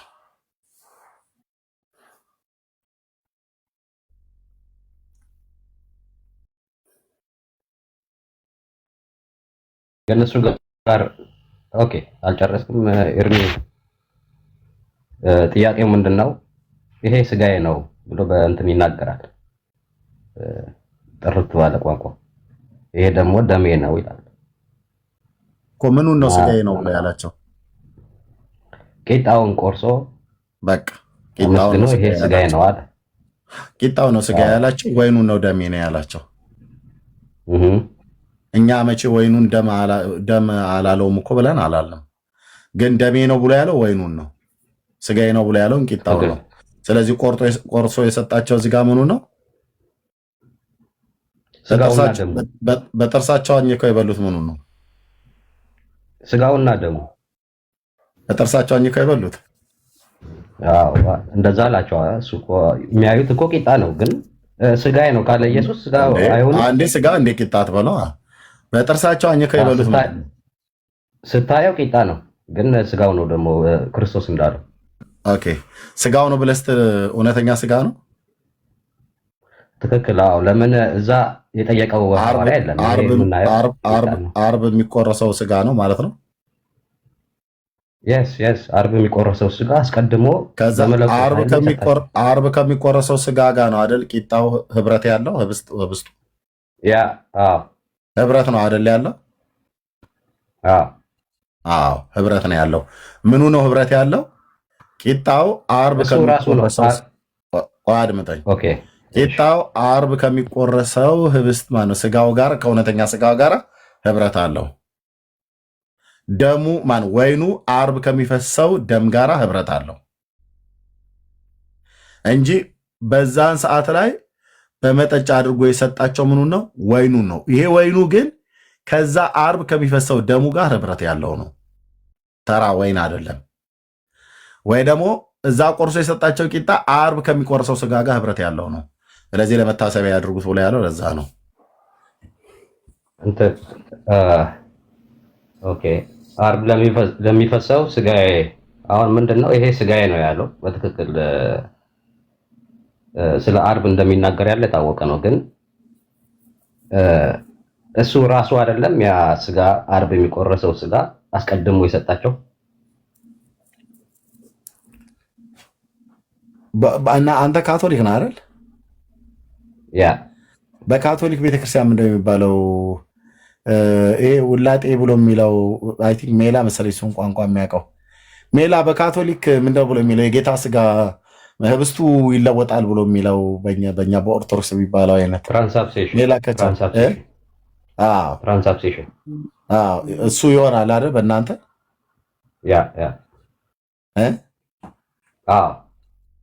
ኦኬ ምኑ ነው ወደ እውነተኛ ስጋ የሚለወጠው? እንትኑ ማንነቱ ምኑ ነው የሚለወጠው ወደ እውነተኛ ስጋ? ዋይኑና ህብስቱ ማለት ነው። አለቀ በቃ። ኦኬ መለወጥ ያገኛል ብላችሁ እንጂ ወይኑ ቀጥታ ደም ነው ማለት አይደለም። ሲለወጥ ነው በእምነት ውላጤ ነው ብሎ የሚለው። ይሄ መለወጥ ብሎ የሚለውን ቃል ከየት ነው ያመጣችሁት እናንተ? ጌታ ለውጦ ነው የሰጣቸው። ኦኬ እዛ ሲሰጣቸው ይሄ ስጋ ለውጦ ነው የሰጣቸው። እንጃም እኮ ሲታይ እኮ እንትኑ ሲታይ ሳብስታንሱ እንትን ነው ቂጣ ነው። ቂጣ የምታየው ቂጣ ነው፣ ግን ኦልሬዲ ስጋው ነው ደግሞ። አዎ ስጋው ደግሞ መለወጥ ነው ብሎ የሚለው መለወጥ ምኑ ላይ ነው የሚለወጠው? እሱ ጋር እኮ ነው አሁን የሚለወጠው። የምታየው እንትን አይደለም። የምታየው ቂጣ መሆኑን ይተዋል እንትን አይደለም። ቂጣ ስታየው ቂጣ ነው፣ ግን የሚቀየረው ያ ማንነቱ ያ ቂጣ የምታየው እኮ የሚቀየረው የቱ ጋር ነው? የቱ ጋር ነው እናንተ ጋር የሚቀየረው? በቅዳሴ ሰዓት ነው የሚቀየረው? ምን ሲባል ነው የሚቀየረው? ይሄ ስጋዬና ደሜ ነው ብሎ ካህኑ ሲያነሳው፣ ያቺ ማቴዎስን ሲያነብ ካህኑ ሲያነሳው ነው የሚቀየረው። አሜን። ካህኑ ሲያነሳው ገና እየተጋገረ እያለ ይቀየራል? ነው አይቀየርም። አየው የሃይማኖት ቤት ኦርቶዶክስም እንደዚህ ነው ብላ የምትለው የቱ ጋር እንደሚቀየር አናውቅም። አሐዱ አብ ቅዱስ ተብሎ ነው ሲባል ነው ትላለች። እኔም እንግዲህ አንዱ ቀዳሽ ስለነበርኩ ሀበነ ንበር በዘዚአ ከመንፈስ ቅዱስ ብላ ትላለች። እዛም ጋር ይቀየር አይቀየር የሚታወቅ ነገር የለም ብላ ትላለች። ደግሞ የወረድ መንፈስ ቅዱስ በላዕለ ህብስቱ ወይኑ ብላ ስትልም ትላለች። የቱ ጋር እንኳን እንደሚቀየር አታውቅም፣ ግን ይቀየራል ይለወጣል ብለው ይላሉ። እና የዛሬ ርዕሳችን የዮሐንስ ወንጌል መጽሐፍ ምዕራፍ 6 አይደለም የማርያም ጠላት ማን ነው ብሎ በሚል ነው ጥያቄው። እሱ እዚህ ጋር የገባው የዮሐንስ ወንጌል መጽሐፍ ምዕራፍ 6ን አትቀበሉም ብሎ በሐሰት ከሶኝ፣ እኔ ደግሞ የዮሐንስ ወንጌል መጽሐፍ ምዕራፍ 6ን እቀበላለሁ መረጃ አምጣ ያልኩበትን ብዬ ስለው አይ ፕሮቴስታንቱ አጠቃላይ አትቀበሉም ብሎ ከኔ አልፎ የእግዚአብሔርን ሕዝብ ከሰሰ። ለሱ ለመመለስ ብለን የዛሬው የቤቱ ርዕስ ከላይ ይታያል የማርያም ጠላት ማን ነው ብሎ የሚለው ከፈለጋችሁ ዮሐንስ ወንጌል መጽሐፍ ምዕራፍ 6 ላይ በሌላም ቃል ማውራት እንችላለን። ጌታ ግን የሰጠው ወይኑና ህብስቱን የሰጣቸው ሲሰጣቸው ግን ያ በደሜ የሚሆን አዲስ ኪዳን ነው ብሎ ተናግሯል። ምንም ጥርጥር የለም። እና የምንበላው ህብስትና የምንጠጣው ወይን ተራ ነው ብለን እኛ አንልም፣ እንደዛም አናቃልልም። ግን ደግሞ ሰዎች በእግዚአብሔር ልጅ በኢየሱስ ክርስቶስ በሞቱና በትንሣኤው ሳያምኑ ስለ እግዚአብሔር ልጅ ስብከተ ወንጌልን ሳይሰሙ እሱን ስለበሉና ስለጠጡ ብቻ የዘላለም ሕይወት አላቸው ብላ የምትሰብክ ቤተክርስቲያን ኦርቶዶክስም ትሁን ካቶሊክ ትክክል አይደሉም ነው ብለን የምንለው። ምክንያቱስ እሱን የበላ እሱን የጠጣ ስንት ትውልድ ያው እየሞተ ወደ ሲኦል እየገባ ነው። በልጅነቱ ያልቆረበ ማን አለ? ከገጠር እስከ ከተማ። ግን ያ እነዚያ የቆረቡ ልጆች አምነውበት ነው የበሉት አይደለም። አስቀድሞስ በእግዚአብሔር ልጅ አምነዋል? አላመኑ። አሁን እኔ አሁን ካቶሊክ ነኝ። ስለ ኦርቶዶክስ ብዙም አላውቅም እውነት ለመናገር። ግን ቅዱስ ቁርባን ስንወስድ እኛ ተምረን ነው የምንወስደው። ኦልሬዲ መማር አለበት። አንተ አሁን በልተሃል አይደል ወንድማችን? የስ የዘላለም ሕይወት አለህ? ህብረት አለኝ ሁሌ በክርስቶስ። የዘላለም ሕይወት አለህ? የዘላለም ሕይወት ያ አሁን ብትሞት የት ነው የምትገባው? ኦኬ አሁን ምንድን ነው የሚፈርደው? ኢየሱስ ክርስቶስ። አሁን ብትሞት የት ነው የምትገባው? እንደ አንድ ካቶሊክ እንትን እኮ ነው ኤርሚ፣ እዚህ ጋር አሁን እኛ ድነት ላይ እንለያያለን። ምንድን ነው ወይ ነው እኛ ከኛ ጋር አይደለም ያልኩህ። ከኛ ጋር ትለያያላችሁ አትለያዩ ማለት እናውቃለን። አሁን ብትሞት አንተ የት ነው የምትገባው? መንግስተ ሰማያት ወይ ሲኦል? በክርስቶስ ካለሁኝ በመንግስተ ሰማይ ነው የምገባው። እንዴ አለው እያልከኝ አሁን በልቻለሁ ጠጥቻለሁ እያልክ እሱ ጋር መጽናት አለብኝ። ኦኬ በልተሃል ጠጥተሃል። ቀጣይ የምበላለው መጠጣትም አለብኝ። በፍቃዱ መሄድ አለ። አሁን ብትሞት ነገ ቀጣይ ላትበላ፣ አሁን ብትሞት ነፍስ ከስጋ ብትወጣ እስከ ዛሬ ድረስ በበላው የት ነው የምትገባው? ሲኦል ወይስ መንግስተ ሰማያት? መንግስተ ሰማይ ነው ብዬ አምናለሁ። እርግጠኛ ነህ? ተስፋ አደርጋለሁ እንጃ። እርግጠኛ እኔ ፈራጅ አይደለሁም። ልንገርህ እኔ ፈራጅ አሁን ያው በክርስቶስ እስካለሁ ድረስ መንግስተ ሰማይ ነው። አድበሰበሰ አለውኝ በክርስቶስ አለውኝ። እዛ ሄዳለሁ። የት ነው የምትሄደው? አሁን ስለኔ ሳይሆን አሁን ስለኔ ከጠየቀኝ ፕሪቫት ላይ በደፋት እንደዚህ ማለት ይችላል። አሁን ብትሞት አሁን ስለ ሃይማኖት ማለት ስለ ቴዎሎ እንትን እየተናገርን አይ በቃ ለዳን ላስረከብ። በቃ ደብሮሃል ለመመለስ በቃ አልፈልግም። በቃ መንግስተ ሰማያት ግን አትገባም። ለምን እርግጠኛ ያልሆንከው ልንገርህ። እርግጠኛ ያልሆንክበት ልንገርህ። መንፈስ ዳግም ስላልተወለደ ነው ወንድም አለ። የእግዚአብሔር ልጅ ልብ ብለህ ሰማኝ። የእግዚአብሔር ልጅ ስላልሆንክ መንፈስ ዳግም ስላልተወለደ ነው። መንፈስ ዳግም እንዲወለድ የምትፈልግ ከሆነ አንተ ዳግም እንድትወለድ የምትፈልግ ከሆነ ከማይጠፋው ዘር እንድትወለድ የምትፈልግ ከሆነ ወደ ገዛ ወገኑ መጣ፣ የገዛ ወገኑ ግን አልተቀበሉትም። ለተቀበሉት ሁሉ ግን በስሙ ለሚያምኑ ለእነሱ የእግዚአብሔር ልጆች የሆኑ ዘንድ ስልጣን ሰጣቸው ይላል። ምን? ለተቀበሉት ሁሉ ግን በስሙ ለሚያምኑ ለእነሱ የእግዚአብሔር ልጆች የሆኑ ዘንድ ስልጣን ሰጣቸው። እነሱም ከስጋና ከደም ሳይሆን ከእግዚአብሔር እንጂ ከስጋና ከደም ፍቃድ አልተወለዱም ይላል። ለምንድን ነው የዘላለም ሕይወት እንዳለህ እርግጠኛ ሆነ ያልተናገርከው? ስላልተወለድክ፣ ዳግም ስላልተወለድክ። ዳግም ብትወለድ የእግዚአብሔር ልጅ ብትሆን የእግዚአብሔር ልጆች መሆናችንን ያ መንፈስ ለመንፈሳችን ይመሰክራል ይላል። ምን? የእግዚአብሔር ልጆች መሆናችንን። መንፈስህ ዳግም ሲወለድ የሥላሴ ሦስተኛው አካል የሆነው ጌታ መንፈስ ቅዱስ ለመንፈስህ የእግዚአብሔር ልጅ መሆንን ኮንፈርሜሽን ይሰጥሃል ማለት ወይ ደግሞ በመንፈሱ ያትመሃል ማለት ነው። እሱን እኮ ተነጋገርን። ግን አንድ ሰው ላይ የርስቶን መያዣነት በመንፈስህ ላይ ያትመዋል እና ያኔ የዘላለም ሕይወት እንዳለህ እርግጠኛ እንድትሆን የሚያደርግ የእግዚአብሔር መንፈስ ስለተቀበልክ በውስጥ ስለሚኖር መንፈስ ዳግም ስለተወለደ የእግዚአብሔርን ቃል ስለምታምን ትድናለህ ማለት ነው። አሁን ያንን ግን ትድናለህ። ያንን ስለዳንክ ብትሞት የት ነው የምትገባው ተብለህ እኔ እንጃ አትልም። ቅድም እንዳልከው አንተ ማለት ነገርኩህ እኮ አንድ ሰው እኔ አሁን ስለ አንድ ሰው ፕሪቫት ህይወት ከጠየቀ ሁሉም ሰው የራሱ እንትን አለው። አሁን በዶክትሪን ወይ ደግሞ በትምህርት የቤተክርስቲያን ስትናገር አንተ ወዴት ነህ እያልክ እየጠየቅ ትምህርት አስተምር እና ትምህርቱ ምንድነው? አንድ ሰው ካልከው ትድናለህ ብራዘር። ውጤቱን ታየዋለህ። በህይወትህ ላይ አክቲቭ ሆኖ ሲሰራ ነው የምታየው። በቃል ብቻ ማለት አይደለም። አምነህ ያልከው አዎ፣ በቃልህ በአፍህ ነው የምትመሰክረው። ኢየሱስ ጌታ እንደሆነ በአፍህ ብትመሰክር እግዚአብሔርም ከሙታን እንዳስነሳው በልብህ ብታምን ትድናለህ ብሎ እንዳለ ቅዱስ ጳውሎስ በሮሜ መልእክቱ መጽሐፍ ምዕራፍ 10 ላይ ትድናለህ ብራዘር። እንደዚህ ብለን ነው እኛ አምነን ሄዳን ነው አምኜን ሄዳንኩትኝ። ይሄን ግን ኮንፌስ እንዳደርግ ቅዱስ ቃሉ በሚነግረው መሰረት ጴንጤዎቹ አስብለውኛል። ስለዚህ እኔ አሁን ብጠይቀኝ እኔ አልጠፋም፣ ብሞት ወደ መንግስተ ሰማያት ቀጥታ ነው የምገባው ብራዘር። የጠራኝ ጌታ ራሱን ተማምኖ ነው፣ የራሱን ጽድቅ ታምኖ፣ የራሱን ንጽህና ታምኖ፣ የራሱን ቅድስና ታምኖ ኢየሱስ ስለኔ ጽድቅ ሆኖ ሊቆጠርልኝ፣ ኢየሱስ ለኔ ቅድስና፣ ቤዛነት፣ ጥበብ ከእግዚአብሔር ዘንድ ሆኖ የተሰጠኝ ነው። በእርሱ የሚያምን ሁሉ የዘላለም ሕይወት እንዲኖረው እግዚአብሔር ልጁን ሰጠ። የሰጠኝን ልጁን ተቀበልኩት፣ የሰጠኝን ልጁን አመንኩት። ሕይወቴ በእግዚአብሔር እጅ ላይ ነው። ሕይወቴ በጌታ ነው። እኔ የክርስቶስ ነኝ። በዋጋ ገዝቶኛል፣ በደም ገዝቶኛል። የማንም አይደለሁም። ስለዚህ የጌታን በጎነት በሕይወቴ አይቻለሁኝ።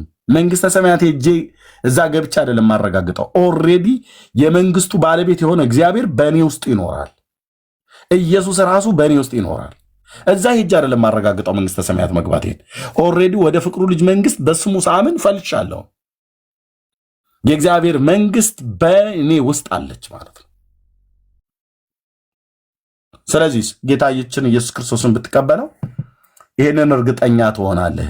መንፈስ ቅዱስ በመንፈስ ላይ ምስክርነት ስላልሰጠ ነው ብትሞት የት ትገባለህ ብዬ ስለ የት እንደምገባ አላውቅም አልክ። ኦኬ እንደምገባ አላውቅም አላልኩም። ያልኩህ ምንድነው? አይ መጀመሪያ ምንድነው ድነት ላይ አንገናኝም አልኩ። አሁን እሺ ብትሞት የት ነው የምትገባው አንተ? ሲኦል ወይስ መንግስተ ሰማያት? ስለ ቴዎሎጂ እናውራ። አየኸው እኔ መንግስተ ሰማይ ብለህ ምን ለውጥ ያመጣል ማለት ምን አለ መሰለህ? ወንድምነት በቃ አይ እሺ መንግስተ ሰማይ እገባለሁ። አንተ ስለ ራስህ እርግጠኛ አይደለም። ህይወትህን ላይ አፕላይ አድርገው ህይወትህን ያልቀየረ እኔ ስለ ስጋና አየው ሰው ኤርሚ ስለ ስጋ ነው የጠየቁህ። ሜላም አለ ዳንኤል አለ። እኔ ኳስ በመሬት ብሎ የሚለውን ህግ ተከተል ወንድም አለም ለወደፊት ልጨርሰው። ፖለቲካውን ላውራ ነው እያልክ ያለው።